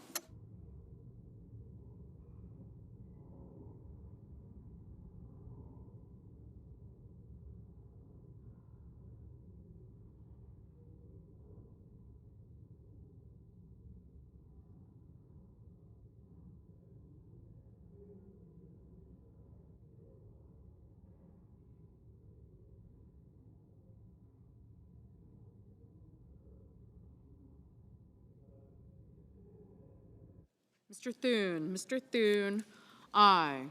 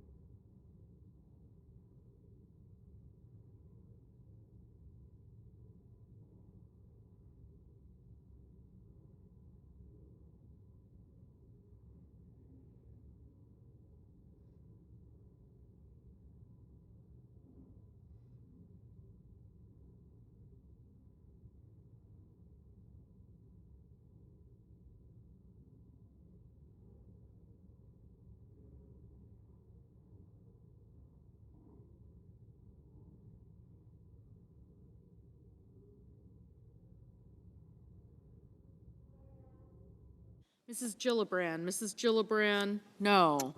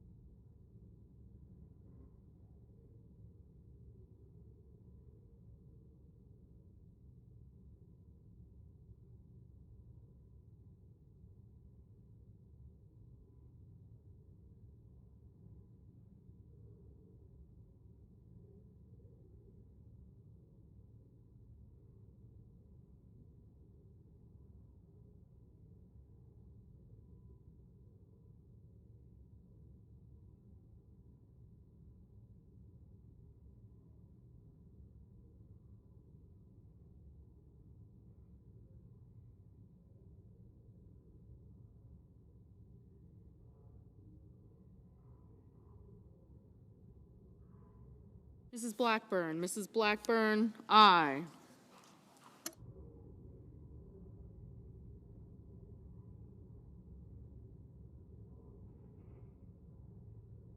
Mr. Scott. Mr. Scott of Florida, aye.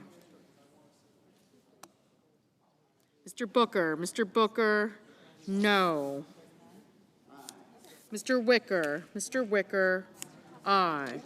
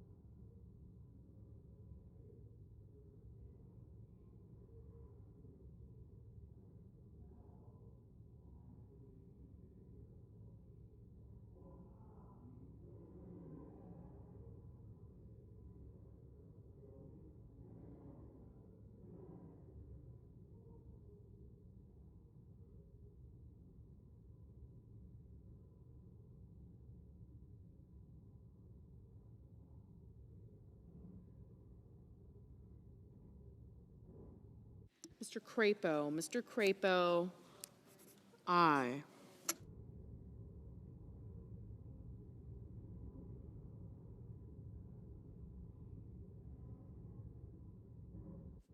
Mr. Markey. Mr. Markey, no.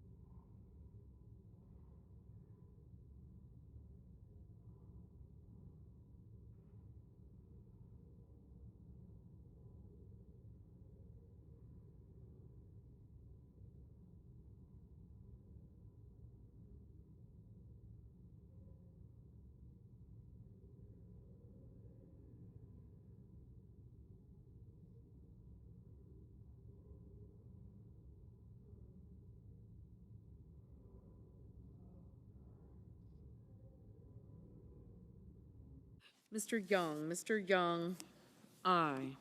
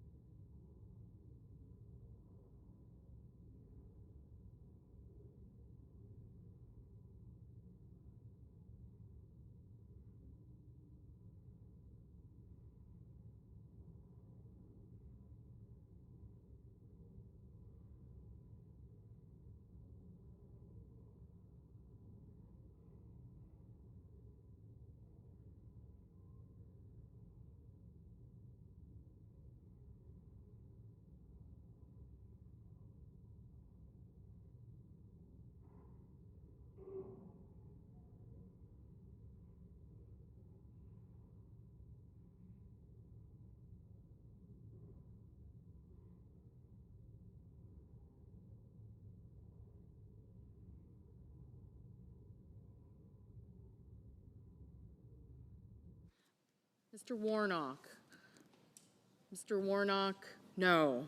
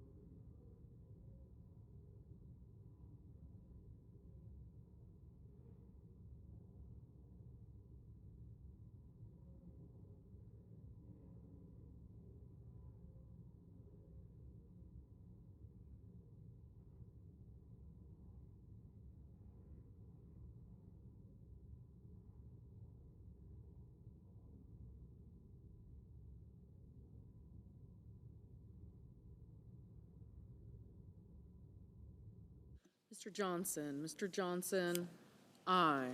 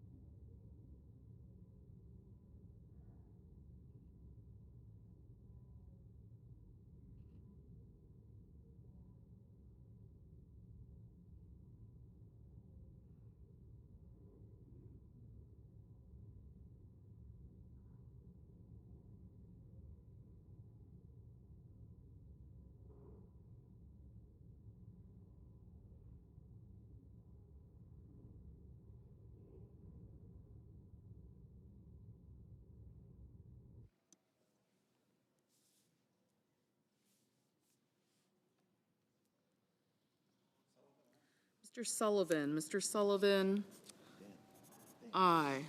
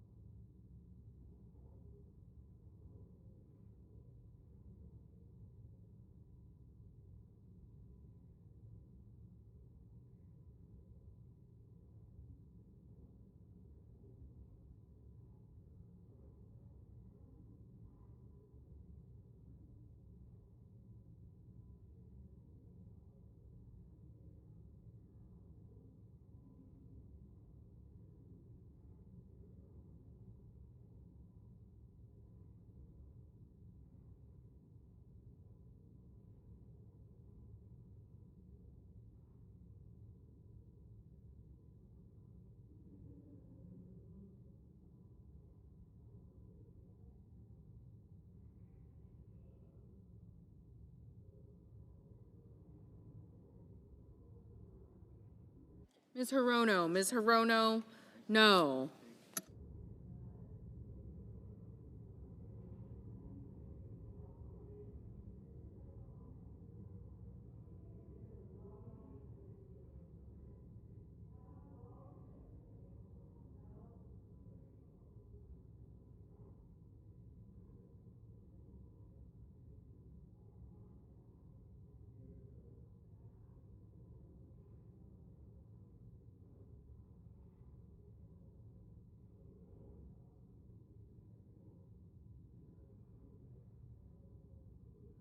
One more thing for you.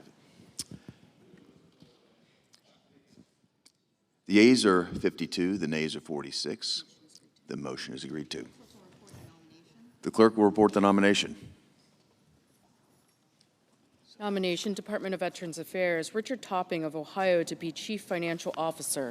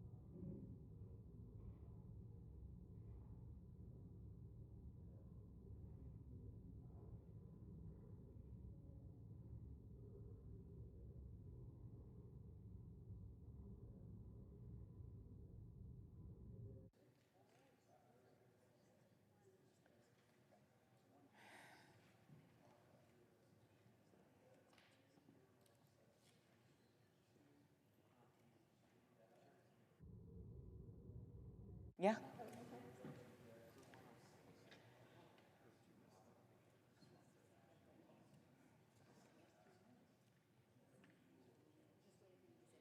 Oh, okay. It's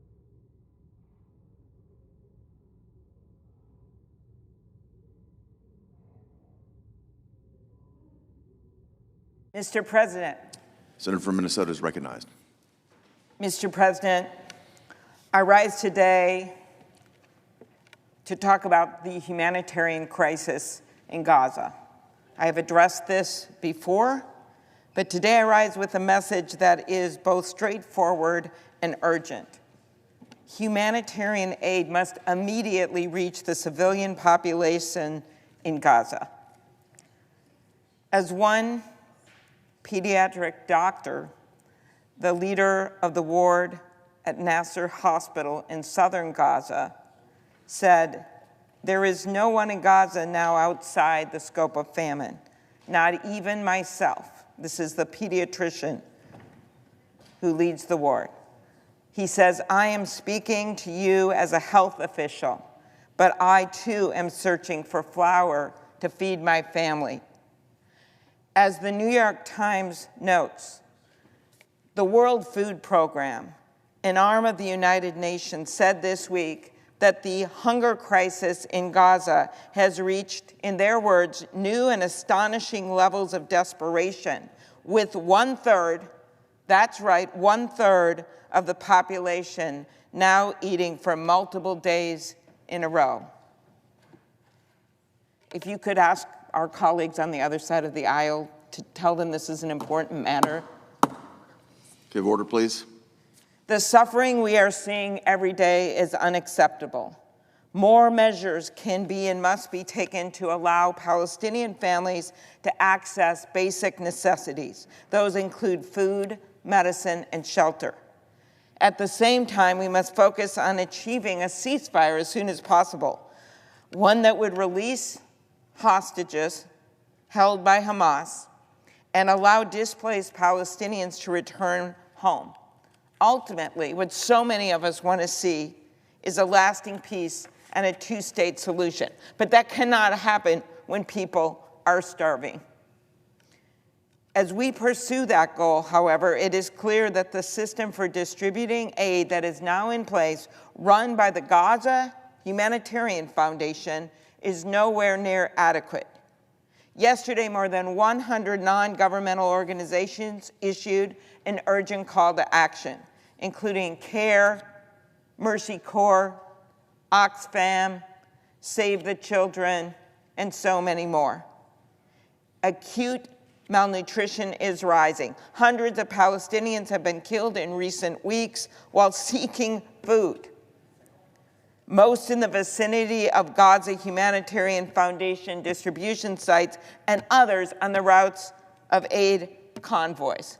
This is simply unacceptable. Since the collapse of the ceasefire between Israel and Hamas in March, the humanitarian situation has only worsened. Many of us have advocated repeatedly for a change in course. In May, I joined 24 of my colleagues to call on President Trump to press for the immediate resumption of neutral and impartial humanitarian assistance, access, and distribution that fully meets the needs of innocent Palestinian civilians in Gaza. That same month, more than 40 colleagues and I sponsored a resolution calling for the urgent delivery of additional aid to Gaza. And a few weeks ago, when Prime Minister Netanyahu and his delegation visited the Senate to meet with a bipartisan group of senators, I attended. And I attended for one reason, in my capacity as number 3 in the Democratic leadership.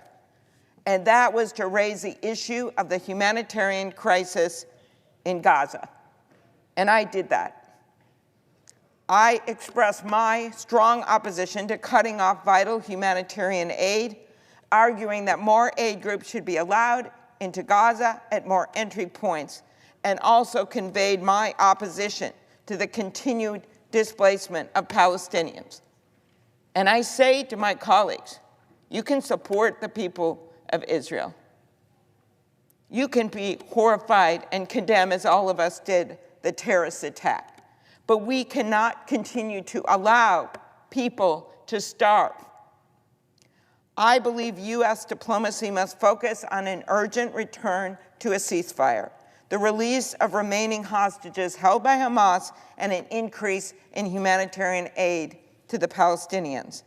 And following a ceasefire, we must pursue steps to end the war, establish post-war security and government arrangements in Gaza, and ultimately, as I noted, reach a two-state solution, an outcome I have long supported, and a view I have conveyed in the past strongly to Israeli and Palestinian leadership in meetings here in Washington, D.C., in meetings in Israel, and a meeting in the West Bank.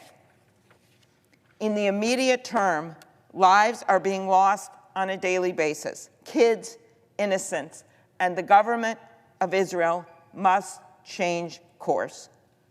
Thank you, Mr. President. I yield the floor.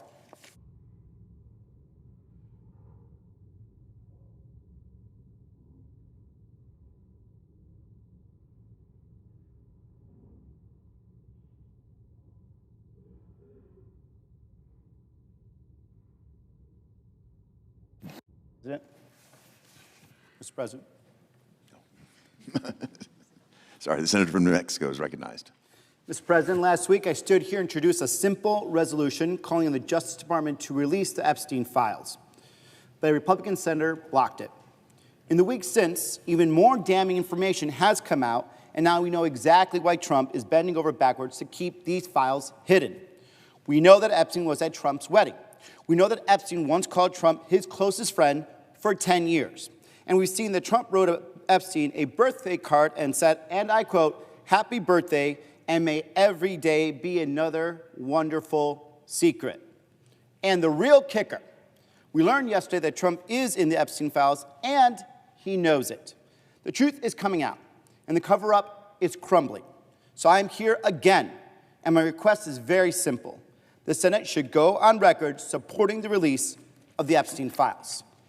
Any effort to block their release is simply a continued cover-up of our nation's elites.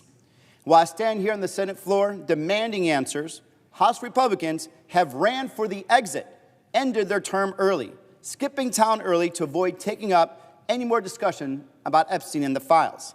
They didn't just punt accountability, they literally fled Washington, D.C. While everyday Americans are struggling to afford their groceries and their health care, we have a president in the White House focused on protecting the most powerful men and women who preyed on children. This is who Donald Trump really is. He campaigns as a man of the people. When it comes down to it, he is a servant of the powerful and the elite. He built a movement claiming to fight those same elites, and now he is protecting them every way possible. And the American people are seeing right through it.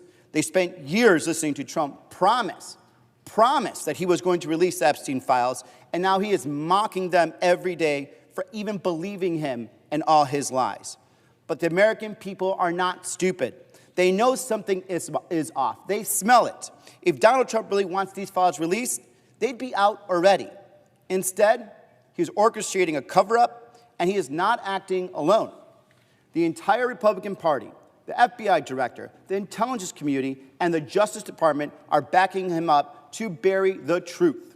They're doing it because they're doing everything they can to keep the truth buried because they know who's in those documents, and they want to protect them and his friends. So today, I'm calling on my colleagues to stand with me and stand on the side of the American people, not the pedophile elites that they are trying to protect, and call on the Justice Department to release these files. It is that simple. If there's nothing to hide, then come out and prove it. As if in legislation, and notwithstanding Rule 22, I ask unanimous consent of the Committee on Judiciary be discharged from further consideration, and the Senate now proceed to consideration of S.R. 325. Further, I ask unanimous consent that the resolution be agreed to, the preamble be agreed to, and that the motions to consider be considered made and laid upon the table with no intervening action or debate. Is there objection? Mr. President, The senator from Oklahoma is recognized. I reserve the right to object. As we hear my colleague from Arizona use, I'd say, very liberal truths to what he was saying by not giving all the facts, I'd also propose a question: where was all this outrage over the last 4 years when Director Wray was over the FBI and Attorney General Garland was over the DOJ? He knows, I know, and all the Democrats know that if there was anything to do with President Trump, they would have happily released it. My Lord, you went after him for everything else you could possibly think of. Why wouldn't you possibly go after this? Well, it's because this is nothing but political theater. We know that. We know that what your resolution does is it doesn't actually have transparency, because we all want transparency. All of us want transparency. We want to know actually what happened. The American people want to know what's happened. But what this resolution does is it actually is a blurred line between the separation of powers. When we start dictating to the Department of Justice what they can and can't do, there's a clear separation of power. We're the legislative branch. That's what we do. We make laws. We can't dictate other branches on what they must and how they must do their job. Now, with that being said, I would simply ask the question, why now? is because of their hatred towards President Trump, because they want to do anything they can possibly do to distract what they might be hiding? Why wasn't this done the previous 4 years? What happened? They had the same files. This case wasn't new. So this resolution does absolutely nothing, and therefore I object. Objection is heard. Mr. President. Senator from Arizona has the floor. Mr. President, reserving the right to object. Sorry. Okay. Actually, I should have the floor, right? Sure. Mr. President, in response to the Senator for Oklahoma, the reason we are here and the reason why there is a request of this nature is because there is one and only one administration and one campaign that ran for more than 8 years that vilified DOJ employees that were consistently trying to do their best jobs, and then started a conspiracy theory that has affected hundreds of people across this country. A conspiracy theory that caused people to start doing shootings at pizza places, that accused other people and other politicians of being pedophiles, and then said and campaigned that if you elect me, I will release the Trump files. That was only one campaign, and that was the Trump campaign. So now, as he is in power, as he has gotten power, he has specifically said he would release his campaign. He had an attorney general that said, I have now the files on my desk right now, and I will be releasing it. And soon as we heard, first from Elon Musk, that Trump himself is in the files, and all of a sudden we started seeing the cover-up starting. First he wasn't, then he was, then it was created by somebody else, then it's coming after him. This is all because the president has to answer to the American public. Did you lie for those 8 years and put all these employees, all these innocent people at risk to cover up for your elite friends? Or is there something in the file you are trying to hide to protect your friends?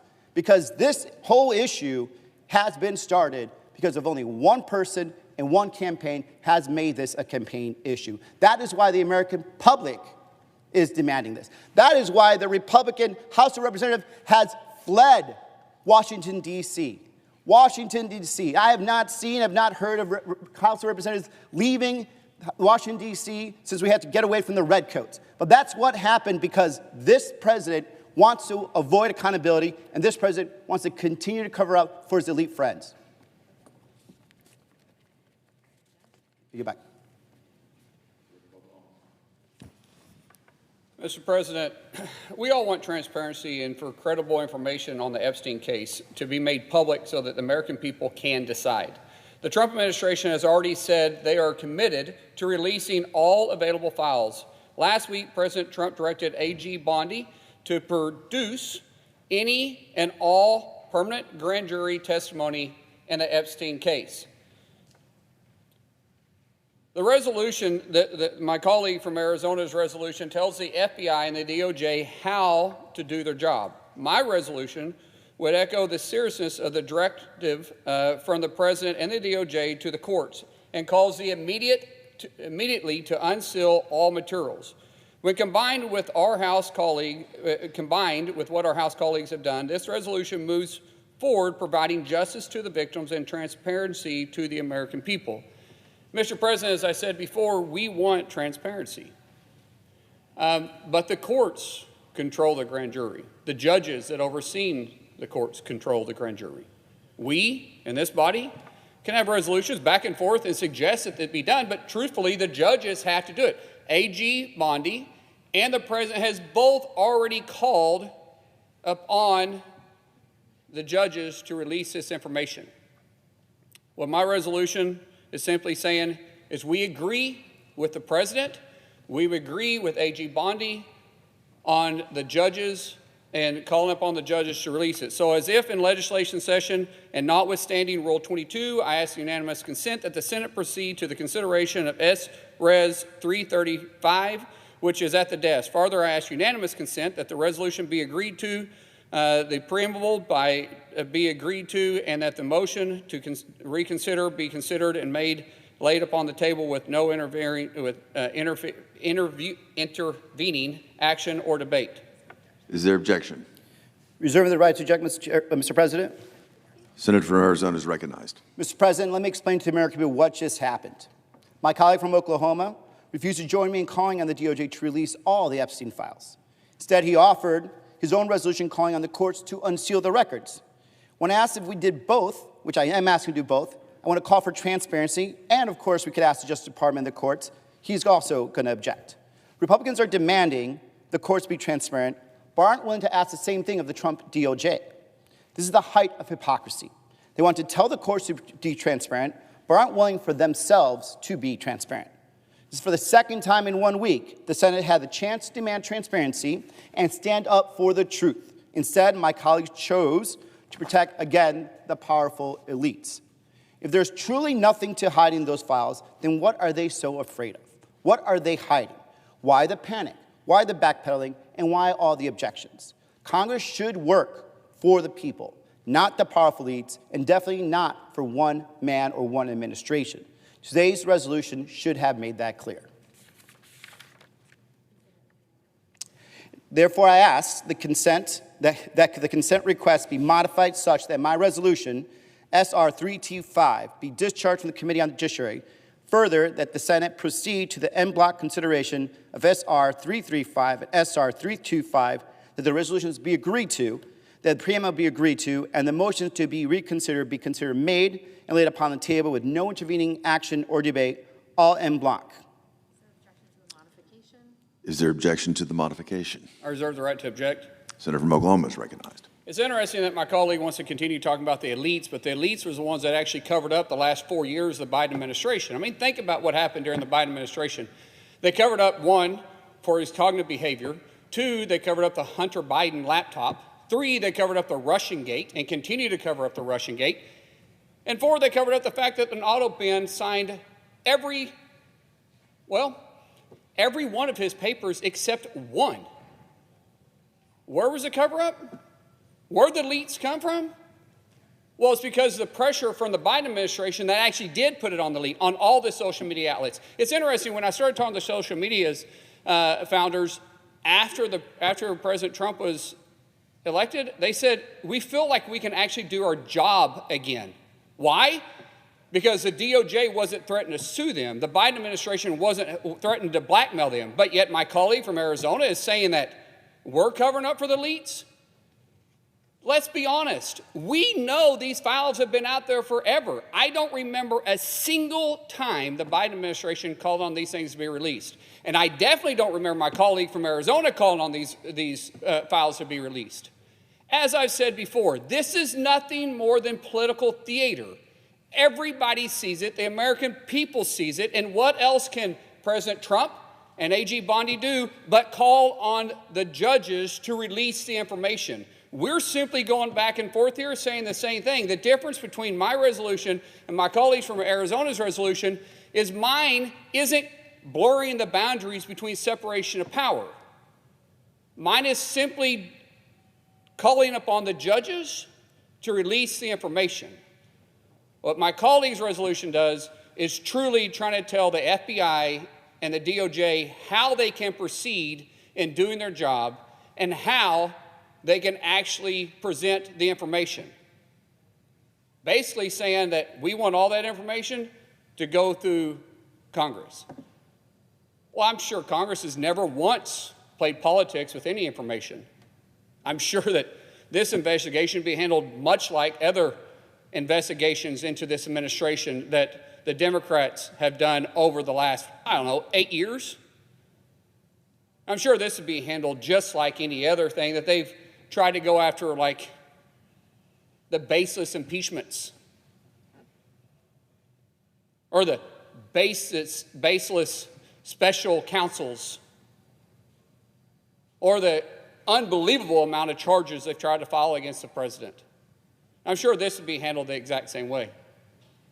What we're simply wanting to do here is give them cover. So if my colleague from Arizona actually wants transparency, then he would drop his objection to my resolution and just simply have mine go through, and we can move forward with the transparency that maybe both of us actually want. So therefore, I object to combining them. I would ask my colleague once again to accept my resolution. The objection is heard to the modification. Is there objection to the original request? Mr. President, reserving the right to object. Let's just New understand why Mexico we're is here. recognized. Let's I'm sorry, just understand why we're sorry. here. The political theater was started more than 8 years ago. The political theater started just 5 months ago when the president said, after appointing his attorney general, that they're going to release the Epstein files. When the attorney general said, I have those files right here, I'm going to show them to you. And then all of a sudden, the shenanigans started. All of a sudden, the files are gone. They're not there. They're made up by somebody else. That's where this political theater is coming from. And the American public wants to know why. Why, after 8 years, this president promising that I will release the files, why, after 8 years, getting into the office and then appointing his attorney general and then directing his attorney general to go look for those Epstein files, and then that attorney general saying they're going to release Epstein files, and then poof, all of a sudden there's an issue. All of a sudden there's backpedaling. This is what stinks for the American public. This is what smells like an elite cover-up. That's what we're trying to get to.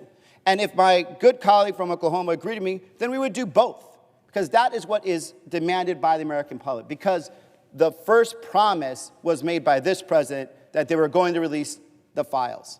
That is where it's political started. So with that, Mr. Chair, I object to the good senator from Oklahoma's motion, and I yield back. The objection is heard. I would, Senator from Oklahoma is recognized. in closing, I would just simply say, well, maybe my colleague from Arizona and I can work together if he wants to, and we can drop some of the stuff in his resolution. Maybe we can come up with a conclusion with my resolution where I have concerns about yours, blurring the lines between the separation of powers, and at the same time wanting transparency. If we can both agree we want transparency, then we've worked together on several issues in the past. Let's sit down and try working this one out. With that, I yield back.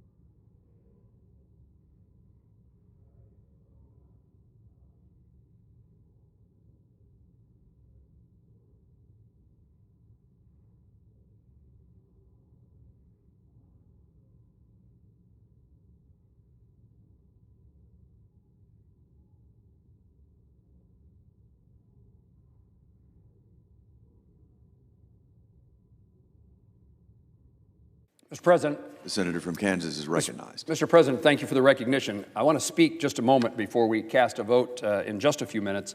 I want to speak about the importance of confirming the nomination of Army Captain Richard Topping to be the Chief Financial Officer at the Department of Veterans Affairs.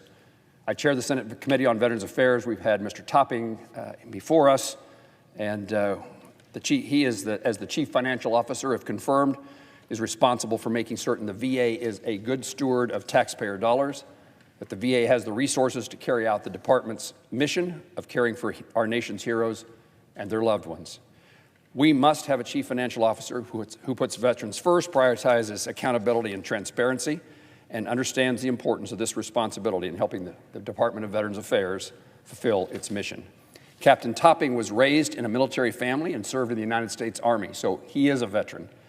In his testimony before the committee, he shared about the important role the VA played in his life, from caring for his sister who became ill while serving in Iraq to enabling his grandfathers, both World War II veterans, to receive a college education through the GI Bill.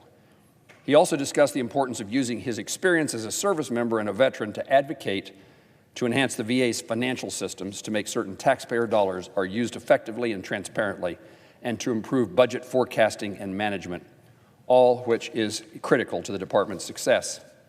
I'm grateful to Captain Topping for his willingness to continue serving his fellow veterans in this new capacity, and I look forward to working with him to improve the lives of veterans, caregivers, survivors, and military families in my home state of Kansas, but across the country in the coming years.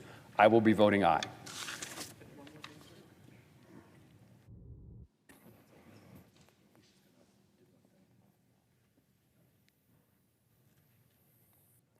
Mr. President. Senator from Kansas. I ask unanimous consent to waive the mandatory quorum call with respect to the Bovee nomination. Without objection. Mr. President. Senator from Connecticut is recognized. Mr. President, I rise sadly and reluctantly to oppose Richard Topping as the next VA financial officer, and I say sadly and reluctantly because the VA really needs leadership now at a time of mass firings, freezes on hiring, cuts, and the kinds of chaos that we're seeing at this great institution that serves our nation heroes. We need a really experienced, steady, principled, financial leader. And unfortunately, Richard Topping is not that person. He is not the kind of accountable and transparent leader that the American people and veterans across the country expect at the VA. When I questioned him at his nomination hearing, just to give you one example about a government audit that found extreme errors in his judgment while he was CEO of a company called Cardinal, he blamed the Democrats. He blamed others for his own shortfalls. That's not leadership. That's not what our veterans identify as leadership. He has never been the chief financial officer of any company. He has never been CEO of a public company. That is to say, an institution responsible to shareholders or to the public. And he lacks essential qualifications in his educational background as well as in his experience. The VA's 2025 budget request is for $370 billion. It's second only to the Department of Defense. It needs someone who not only is loyal to President Trump, in fact, more than loyalty to President Trump, it needs someone with the objective qualifications and experience. His main qualification is, in fact, his fealty to Donald Trump. That is not the qualification that should count here. What we need is someone who will do the job with the excellence and integrity that veterans have a right and need to expect. I urge my colleagues to vote against this nomination, and I yield the floor.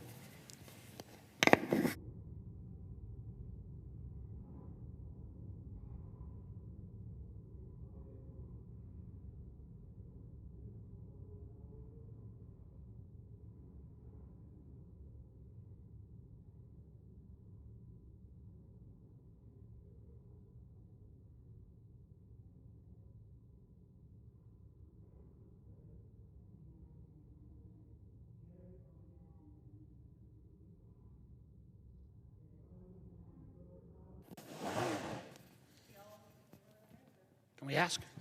Mr. President? Senator from Virginia is recognized. Mr. President, I ask unanimous consent that we move up the 145 vote to start right now. Without objection. The question is on the nomination. Senator from Kansas.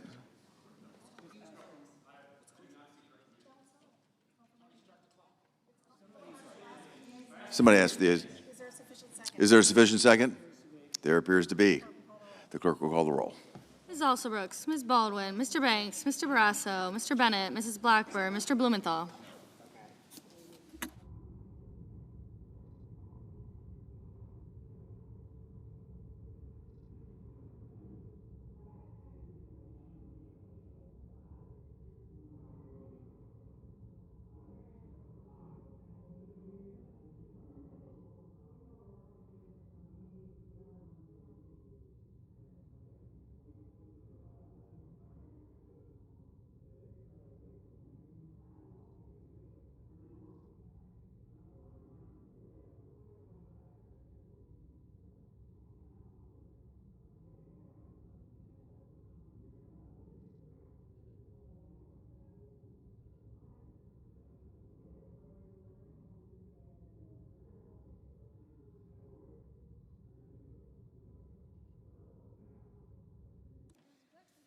Ms. Glenn Rochester, Mr. Booker, Mr. Bozeman, Mrs. Britt, Mr. Budd.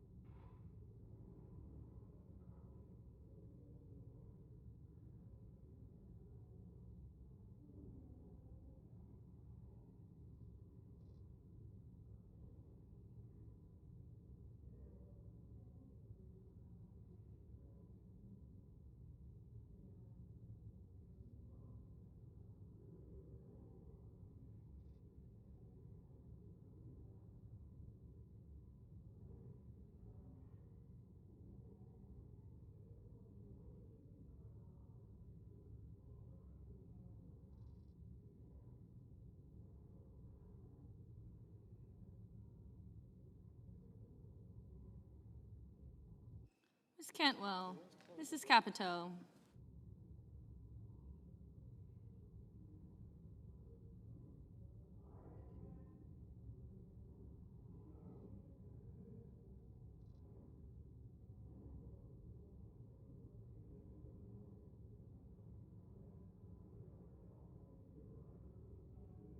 Mr. Cassidy, Ms. Collins, Mr. Coons, Mr. Cornyn, Ms. Cortez Masto, Mr. Cotton, Mr. Kramer.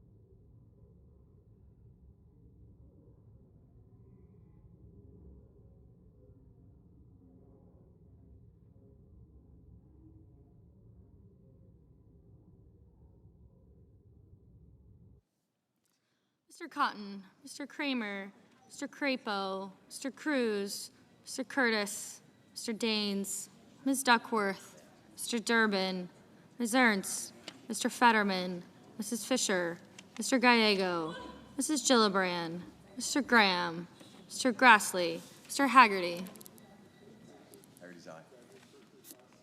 Ms. Hassan, Mr. Hawley, Mr. Heinrich, Mr. Hickenlooper, Ms. Hirono, Mr. Hoven, Mr. Husted, Mrs. Hyde-Smith, Mr. Johnson, Mr. Justice, Mr. Kane, Mr. Kelly, Mr. Kennedy, Mr. Kim, Mr. King, Ms. Klobuchar.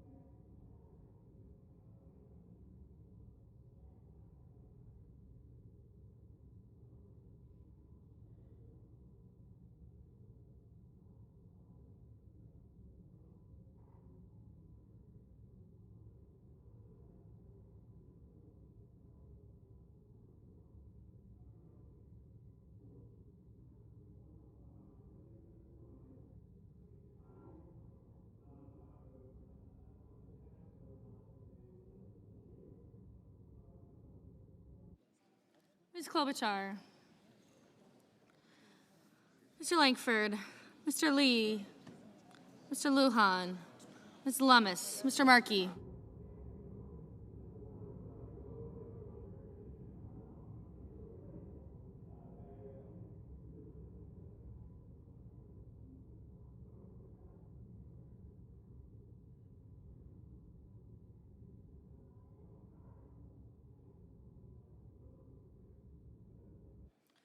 Ms. Lummis, Mr. Markey, Mr. Marshall, Mr. McConnell, Mr. McCormick, Mr. Merkley, Mrs. Moody.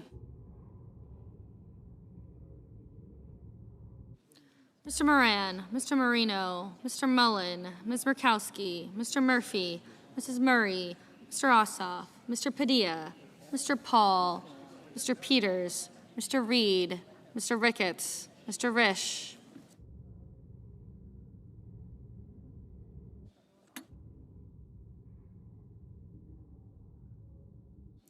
Ms. Rosen, Mr. Rounds, Mr. Sanders, Mr. Schatz, Mr. Schiff, Mr. Schmidt, Mr. Schumer, Mr. Scott of Florida, Mr. Scott of South Carolina, Mrs. Shaheen, Mr. Sheehy, Ms. Slotkin, Ms. Smith, Mr. Sullivan, Mr. Thune, Mr. Tillis, Mr. Tuberville, Mr. Van Hollen, Mr. Warner, Mr. Warnock, Ms. Warren, Mr. Welch, Mr. Whitehouse, Mr. Wicker, Mr. Wyden, Mr. Young.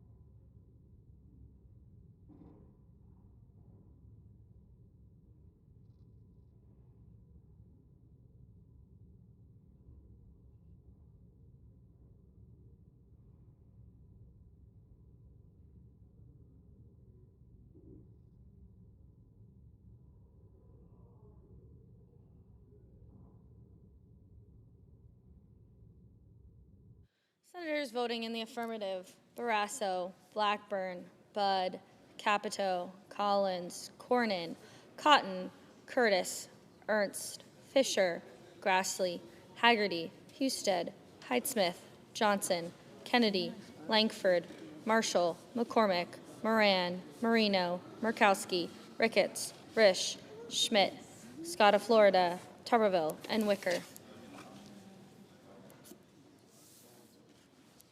Mr. Rounds. Mr. Rounds, aye. Senators voting in the negative: Alsobrooks, Baldwin, Bennett, Blumenthal, Blunt Rochester, Booker, Cantwell, Coons, Durbin, Hassan, Heinrich, Hickenlooper, Kelly, King, Lujan, Ossoff, Peters, Reed, Rosen, Schiff, Shaheen, Slotkin, Smith, Werner, Welch, Whitehouse, and Wyden. Ms. Klobuchar. Ms. Klobuchar, no. Mr. Tillis, aye. Mr. Crapo. Mr. Crapo, aye. Mr. Kramer, aye. Ms. Cortez Masto, no. Mr. Daines, aye. Mr. Markey, no. Mr. Schatz, no. Mr.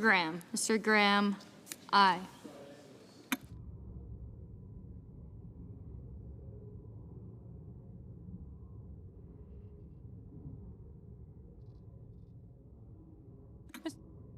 Mr.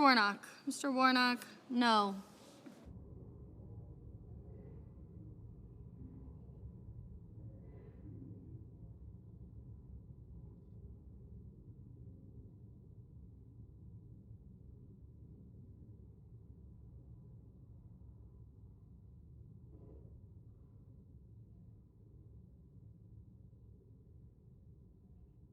Mr. Padilla, no.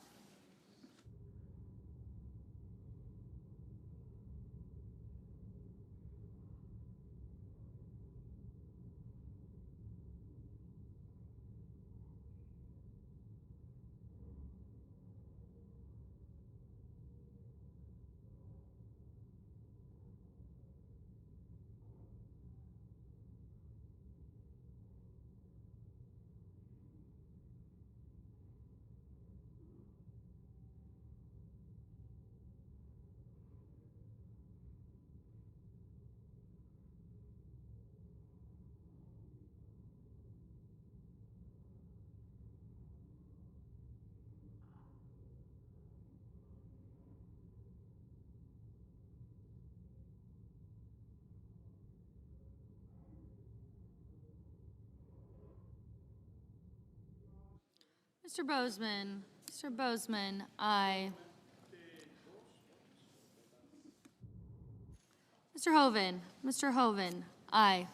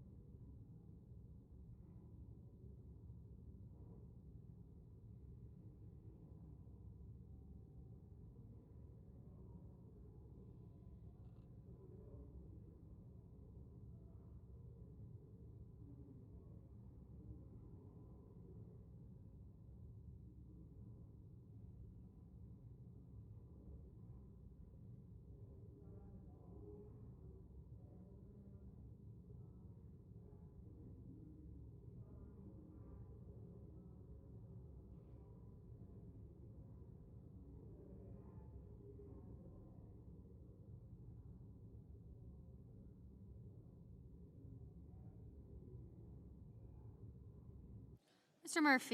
Murphy, no.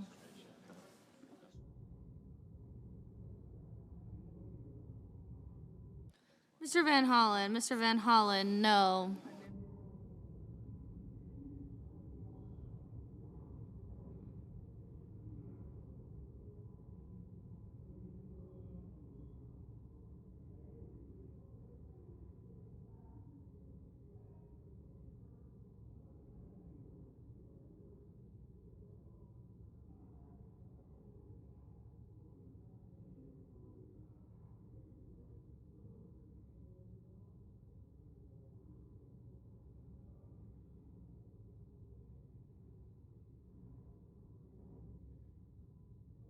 Ms. Hirono. Ms. Hirono, no.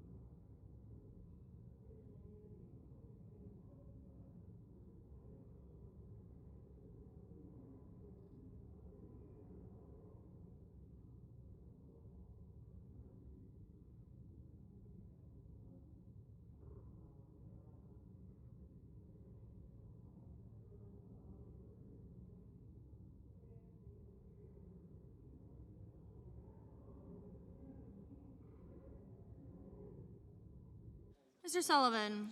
Mr. Sullivan, aye.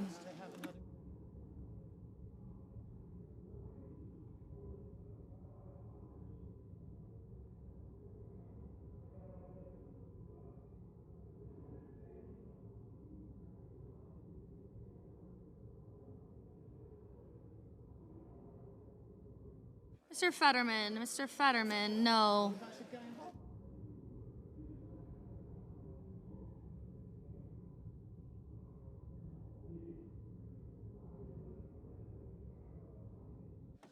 Ms. Warren. Ms. Warren, no.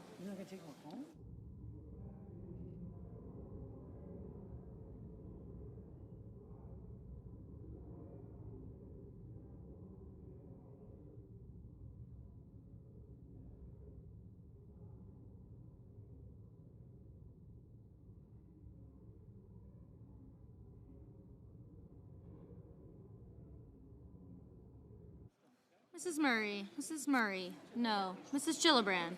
Mrs. Gillibrand, no.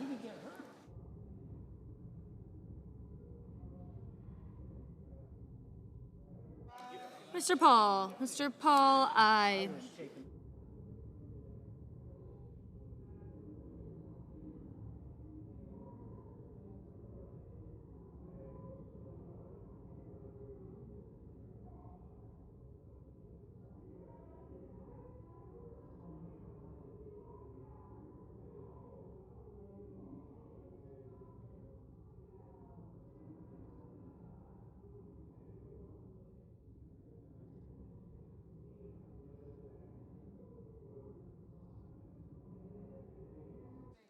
Mr. Merkley. Mr. Merkley, no.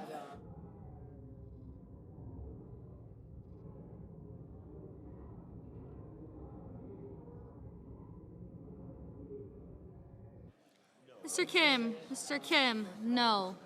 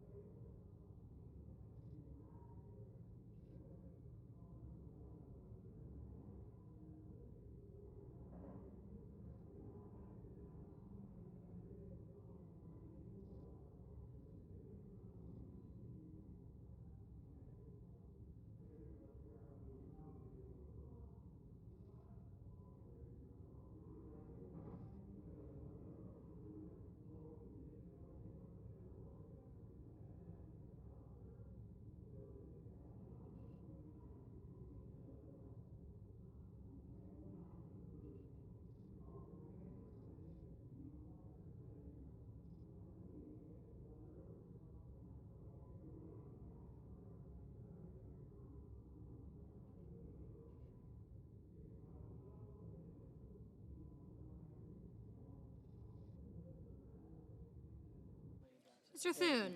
Mr. Thune. Aye. Mr. Schumer. Mr. Schumer. No.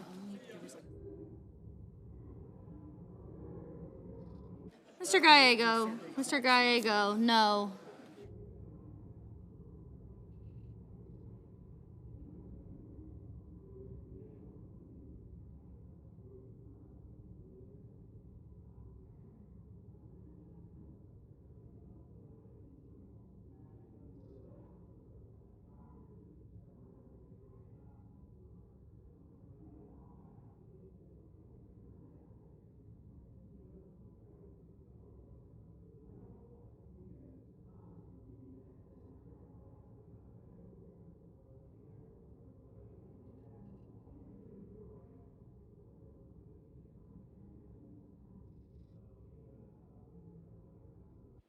Mr. Cruz. Mr. Cruz, aye.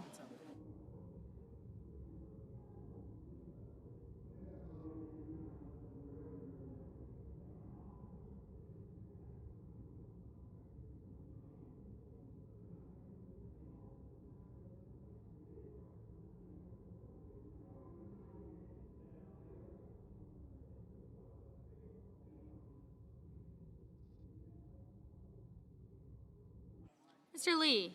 Mr. Lee, aye.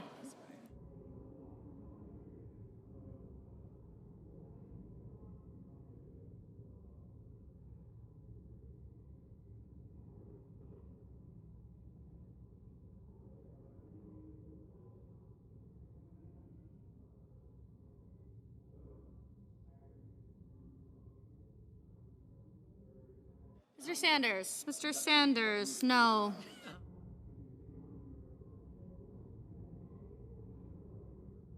Mr. Duckworth. Mr. Duckworth, no.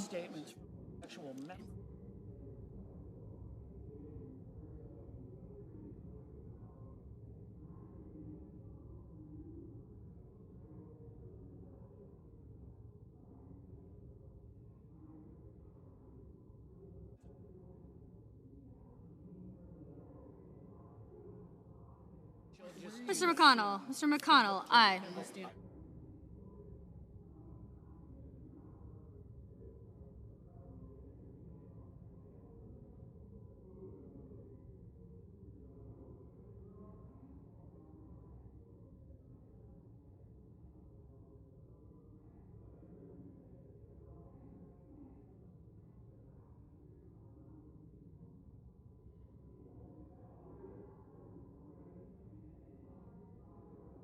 Islamis. Ms. Lamis, aye.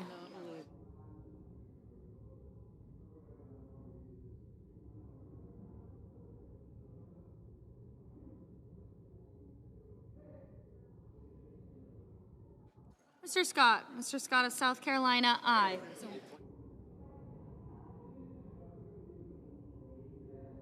Mr. Hawley. Mr. Hawley, aye.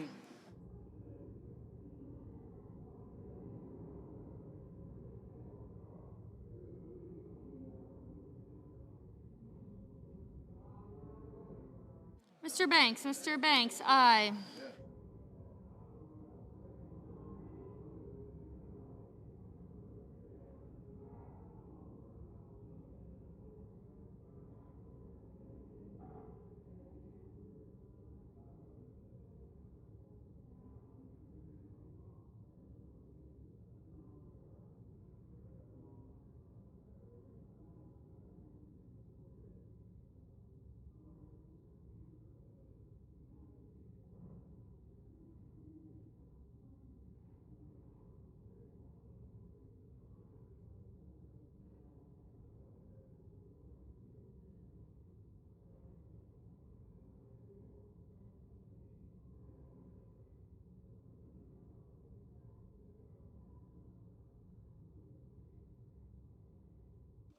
Mr. Mullen. Mr. Mullen, aye.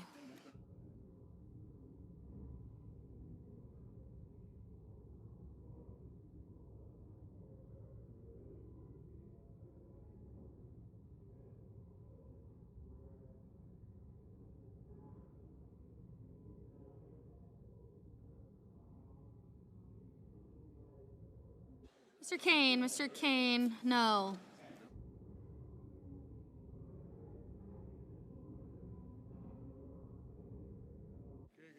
Mr.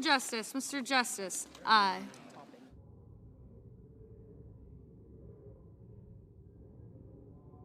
Mr. Young, aye.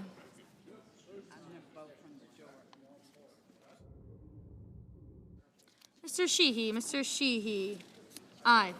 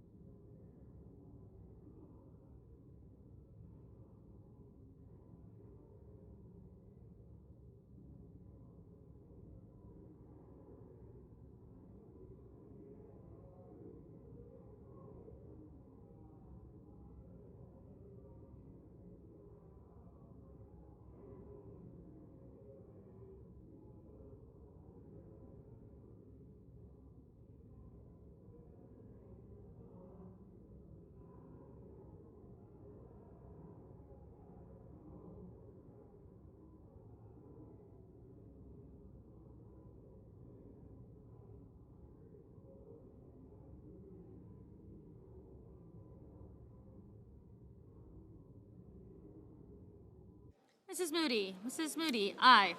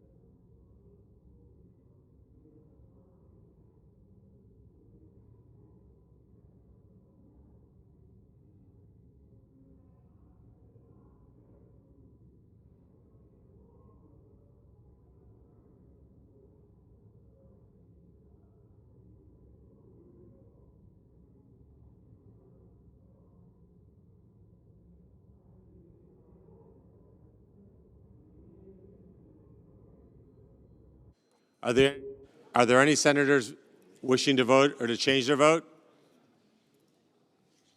Hearing none, on this vote, the yeas are 51, the nays are 47. The nominee from Ohio is confirmed. Under the previous order, the motion to reconsider is considered made and laid upon the table, and the President will be immediately notified of the Senate's actions. The clerk will report the motion to invoke cloture. Cloture motion, we the undersigned senators, in accordance with the provisions of Rule 22 of the Standing Rules of the Senate, do hereby move to bring to a close debate on the nomination of Emil J. Bove III of Pennsylvania to be United States Circuit Judge for the Third Circuit, signed by 17 senators. Under the previous order, the mandatory quorum call under Rule 22 has been waived. The question is it the sense of the Senate that debate on the nomination of Emil J. Bove III of Pennsylvania to be the United States Circuit Judge for the Third Circuit shall be brought to a close? The yeas and nays are mandatory under the rule. The clerk will call the roll. Ms. Alsobrooks, Ms. Baldwin, Mr. Banks,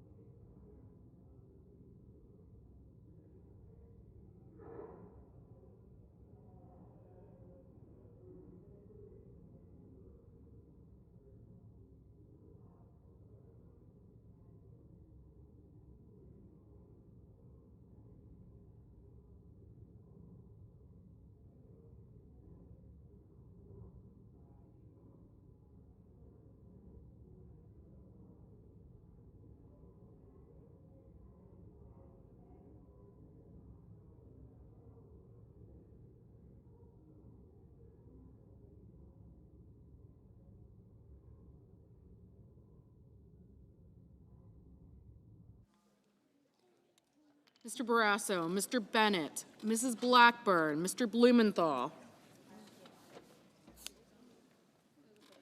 Ms. Blunt-Rochester, Mr. Booker, Mr. Bozeman, Mrs. Britt, Mr. Budd, Ms. Cantwell, Mrs. Capito,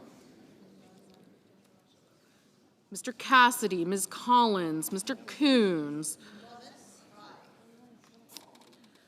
Mr. Cornyn, Ms. Cortez Masto, Mr. Cotton, Mr. Kramer, Mr. Crapo, Mr. Cruz, Mr. Curtis, Mr. Daines, Ms. Duckworth, Mr. Durbin, Ms. Ernst, Mr. Fetterman,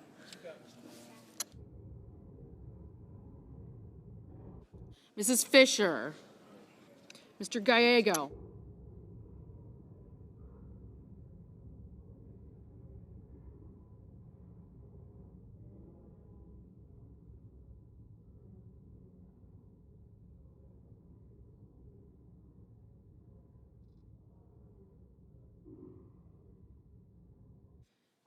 Mr. Gallego, Mrs. Gillibrand, Mr. Graham, Mr. Grassley, Mr. Haggerty, Ms. Hassan, Mr. Hawley, Mr. Heinrich, Mr. Hickenlooper, Ms. Arono, Mr. Hoven, Mr. Husted, Mrs. Hyde-Smith, Mr. Johnson, Mr. Justice, Mr. Kane, Mr. Kelly, Mr. Kennedy, Mr. Kim, Mr. King, Ms. Klobuchar, Mr. Langford, Mr. Lee, Mr. Lujan, Ms. Lummis, Mr. Markey, Mr. Marshall, Mr. McConnell, Mr. McCormick, Mr. Merkley, Mrs. Moody, Mr. Moran, Mr. Marino. Aye. Mr. Mullen, Ms. Murkowski, Mr. Murphy, Mrs. Murray, Mr. Ossoff, Mr. Padilla, Mr. Paul, Mr. Peters,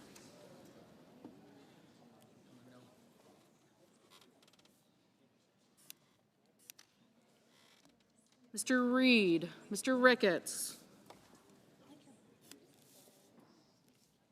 Mr. Risch, Ms. Rosen, Mr. Rounds, Mr. Sanders, Mr. Schatz, Mr. Schiff, Mr. Schmidt, Mr. Schumer, Mr. Scott of Florida, Mr. Scott of South Carolina, Mrs. Shaheen, Mr. Sheehy, Ms. Slotkin, Ms. Smith, Mr. Sullivan, Mr. Thune, Mr. Tillis, Mr. Tuberville, Mr. Van Hollen, Mr. Warner,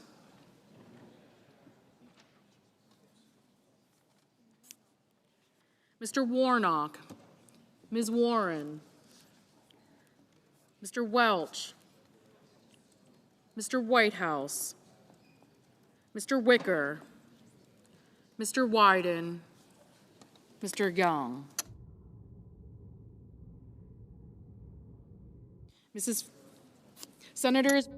Senators voting in the affirmative: Banks, Barrasso, Blackburn, Bozeman, Capito, Cassidy, Cornyn, Cotton, Crapo, Daines, Ernst, Fisher, Graham, Grassley, Haggerty, Hyde-Smith, Justice, Kennedy, Langford, Lummis, Marshall, McConnell, Moody, Moran, Marino, Paul, Risch, Rounds, Scott of Florida, Scott of South Carolina, Sheehy, Tillis, Tuberville, Wicker, and Young. Senators voting in the negative: Alsobrooks, Baldwin, Bennett, Collins, Coons, Duckworth, Durbin, Fetterman, Hassan, Heinrich, Kelly, Kim, King, Klobuchar, Markey, Murkowski, Murphy, Ossoff, Peters, Reed, Sanders, Smith, Van Hollen, Warner, Whitehouse, and Wyden. Mr. Johnson, aye. Mr. Booker, no. Mr. Warnock, no. Ms. Cantwell, no.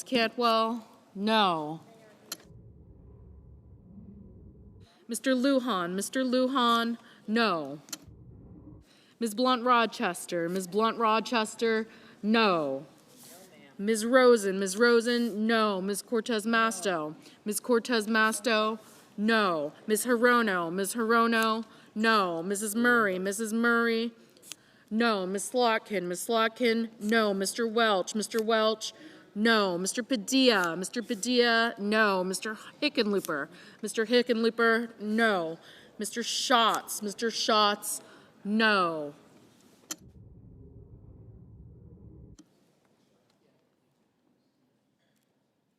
Mr. Schiff, no. Mr. Husted, aye. Mr. Hoven, aye.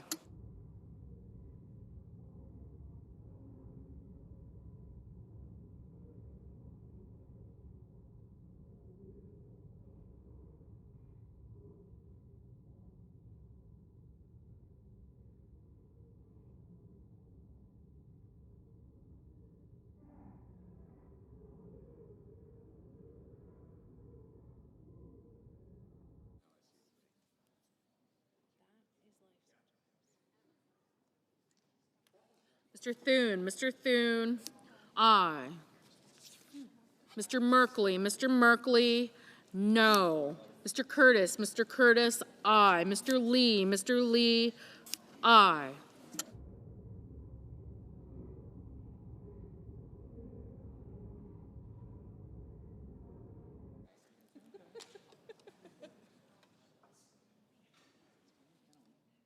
Mr. Schumer, no.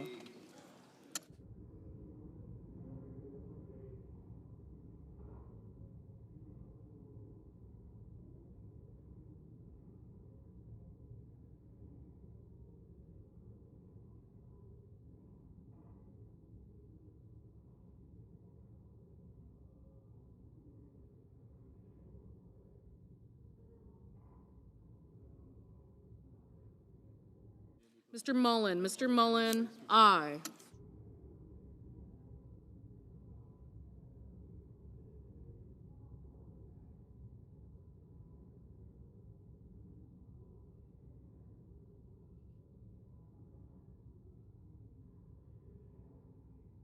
Mr. Blumenthal, no.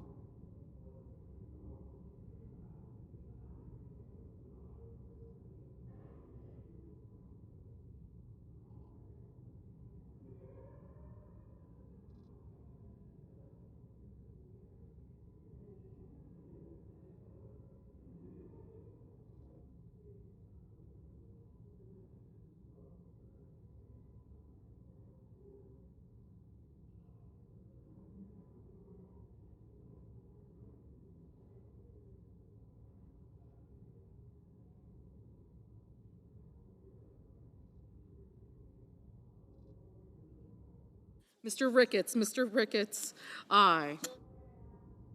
Mrs. Gillibrand, no.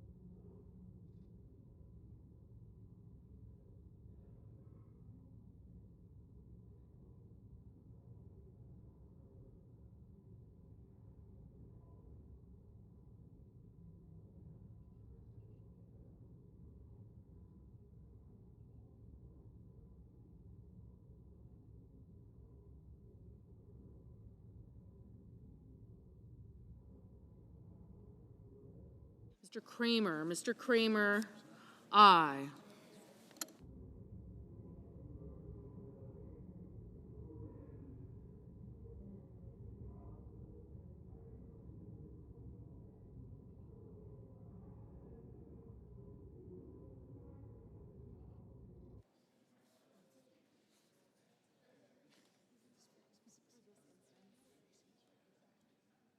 Mr. Cruz, aye.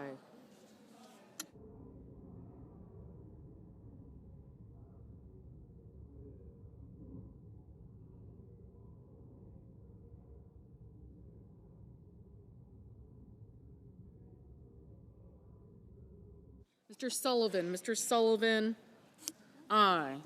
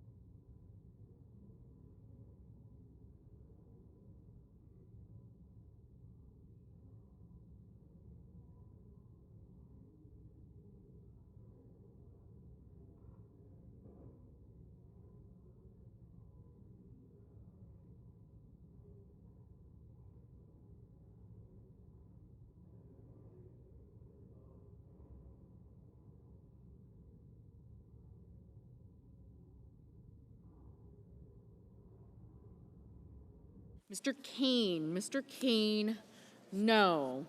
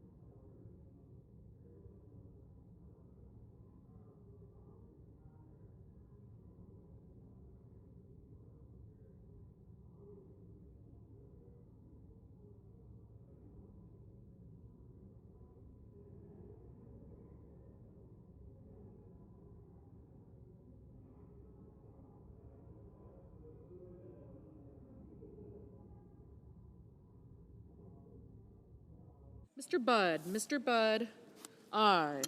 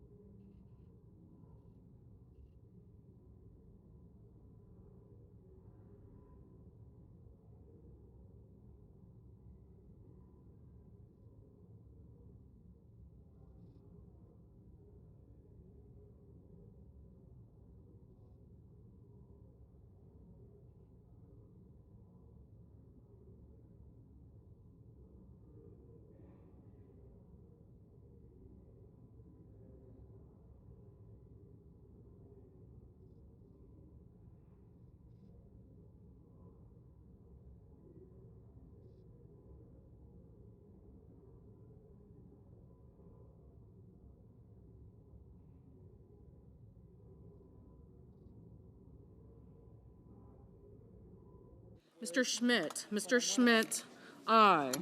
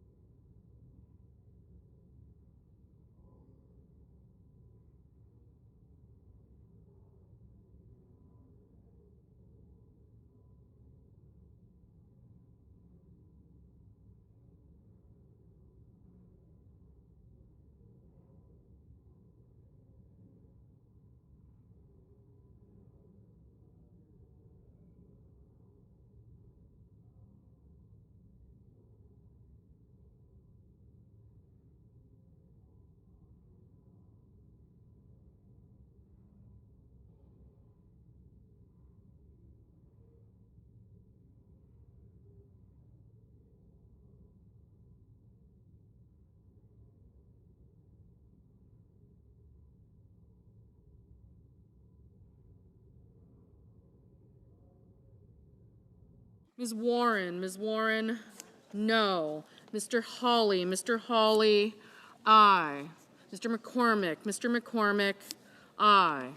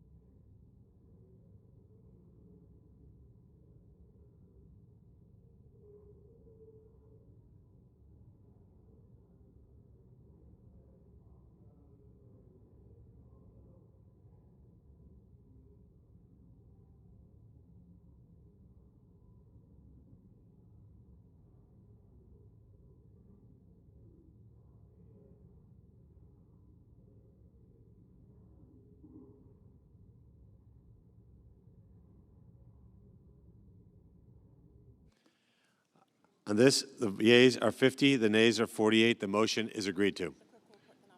The clerk will report the nomination. Nomination, the Judiciary, Emil J. Beauvais III of Pennsylvania, to be United States Circuit Judge for the Third Circuit. President, I move to proceed to legislative session. The questions on the motion? All those in favor say aye. Aye. All opposed, no. The ayes appear to have it. The ayes do have it. The motion is agreed to. Mr. President, I move to proceed to executive session to consider calendar number 273. The questions on the motion? All those in favor say aye. Aye. All the opposed, no. The ayes appear to have it. The ayes do have it. The motion is agreed to. The clerk will report the nomination. Nomination, Nuclear Regulatory Commission, David Wright of South Carolina to be a member. Mr. President, I send a cloture motion to the desk. The clerk will report. Cloture motion, we, the undersigned senators, in accordance with the provisions of Rule 22 of the Standing Rules of the Senate, do hereby move to bring to a closed debate on the nomination of David Wright of South Carolina to be a member of the Nuclear Regulatory Commission, signed by 17 senators as follows. Mr. President, I move that the reading, I can ask consent to reading the names be waived. Without objection. And I move to proceed to legislative session. The questions on the motion? All those in favor say aye. Aye. Opposed, no. The ayes appear to have it. The ayes do have it. The motion is agreed to. Mr. President, I move to proceed to executive session to consider calendar number 110. The questions on the motion? All those in favor say aye. Aye. Opposed, no. The ayes appear to have it. The ayes do have it. The motion is agreed to. The clerk will report the nomination. Nomination, Department of Defense, Earl Matthews of Virginia to be General Counsel. Mr. President, I send a cloture motion to the desk. The clerk will report. Cloture motion, we, the undersigned senators, in accordance with the provisions of Rule 22 of the Standing Rules of the Senate, do hereby move to bring to a closed debate on the nomination of Earl Matthews of Virginia to be General Counsel of the Department of Defense, signed by 17 senators as follows. Mr. President, I ask consent to reading the names be waived. Without objection. I move to proceed to legislative session. The questions on the motion? All those in favor say aye. Aye. Opposed, no. The ayes appear to have it. The ayes do have it. The motion is agreed to. Mr. President, I move to proceed to executive session to consider calendar number 94. The questions on the motion? All those in favor say aye. Aye. Opposed, no. The ayes appear to have it. The ayes do have it. The motion is agreed to. The clerk will report the nomination. Nomination, Department of Commerce, William Kimmett of Virginia to be Undersecretary for International Trade. Mr. President, I send a cloture motion to the desk. The clerk will report the nomination. Cloture motion, we, the undersigned senators, in accordance with the provisions of Rule 22 of the Standing Rules of the Senate, do hereby move to bring to a close debate on the nomination of William Kimmett of Virginia to be Undersecretary of Commerce for International Trade, signed by 17 senators as follows. President, I ask consent to reading the names be waived. Without objection. And I move to proceed to legislative session. The questions on the motion? All those in favor say aye. Aye. Opposed say no. The ayes appear to have it. The ayes do have it. The motion is agreed to. Mr. President, I move to proceed to executive session to consider calendar number 274. The questions on the motion? All those in favor say aye. Aye. Opposed, no. The ayes appear to have it. The ayes do have it. The motion is agreed to. The clerk will report the nomination. Nomination, Department of Health and Human Services, Susan Maneras of Wisconsin to be Director of the Centers for Disease Control and Prevention. Mr. President, I send a cloture motion to the desk. The clerk will report. Cloture motion, we, the undersigned senators, in accordance with the provisions of Rule 22 of the Standing Rules of the Senate, do hereby move to bring to a closed debate on the nomination of Susan Maneras of Wisconsin to be Director of the Centers for Disease Control and Prevention, signed by 17 senators as follows. Mr. President, I ask consent to reading the names be waived. Without objection. And I move to proceed to legislative session. The questions on the motion? All those in favor say aye. Aye. Opposed, no. The ayes appear to have it. The ayes do have it. The motion is agreed to. Mr. President, I move to proceed to executive session to consider calendar number 85. Questions on the motion? All those in favor say aye. Aye. All opposed, no. The ayes appear to have it. The ayes do have it. The motion is agreed to. Mr. President, I send a cloture motion. The clerk will report the nomination, or the cloture motion. Nomination, Department of Veterans Affairs, Samuel Brown of Nevada to be Undersecretary for Memorial Affairs. Mr. President, I send a cloture motion to the desk. The clerk will report. Cloture motion, we, the undersigned senators, in accordance with the provisions of Rule 22 of the Standing Rules of the Senate, do hereby move to bring to a closed debate on the nomination of Samuel Brown of Nevada to be Undersecretary of Veterans Affairs for Memorial Affairs, signed by 17 senators as follows. Mr. President, I ask consent to reading the names be waived. Without objection. And I suggest the absence of a quorum.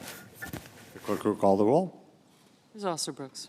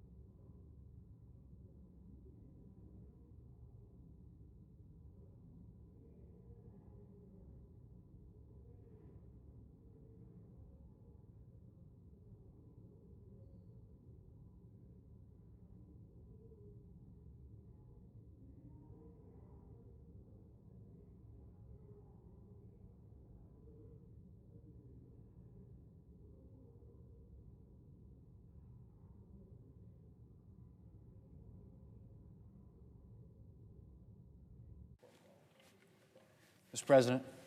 I recognize the Majority Leader. Mr. President, I ask unanimous consent that the quorum call be suspended. Without objection. And I ask unanimous consent that the Senate resume legislative session and be in a period of morning business with senators permitted to speak therein for up to 10 minutes each.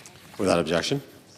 Mr. President, I have 6 requests for committees to meet during today's session of the Senate if they have the approval of the majority and minority leaders. Duly noted.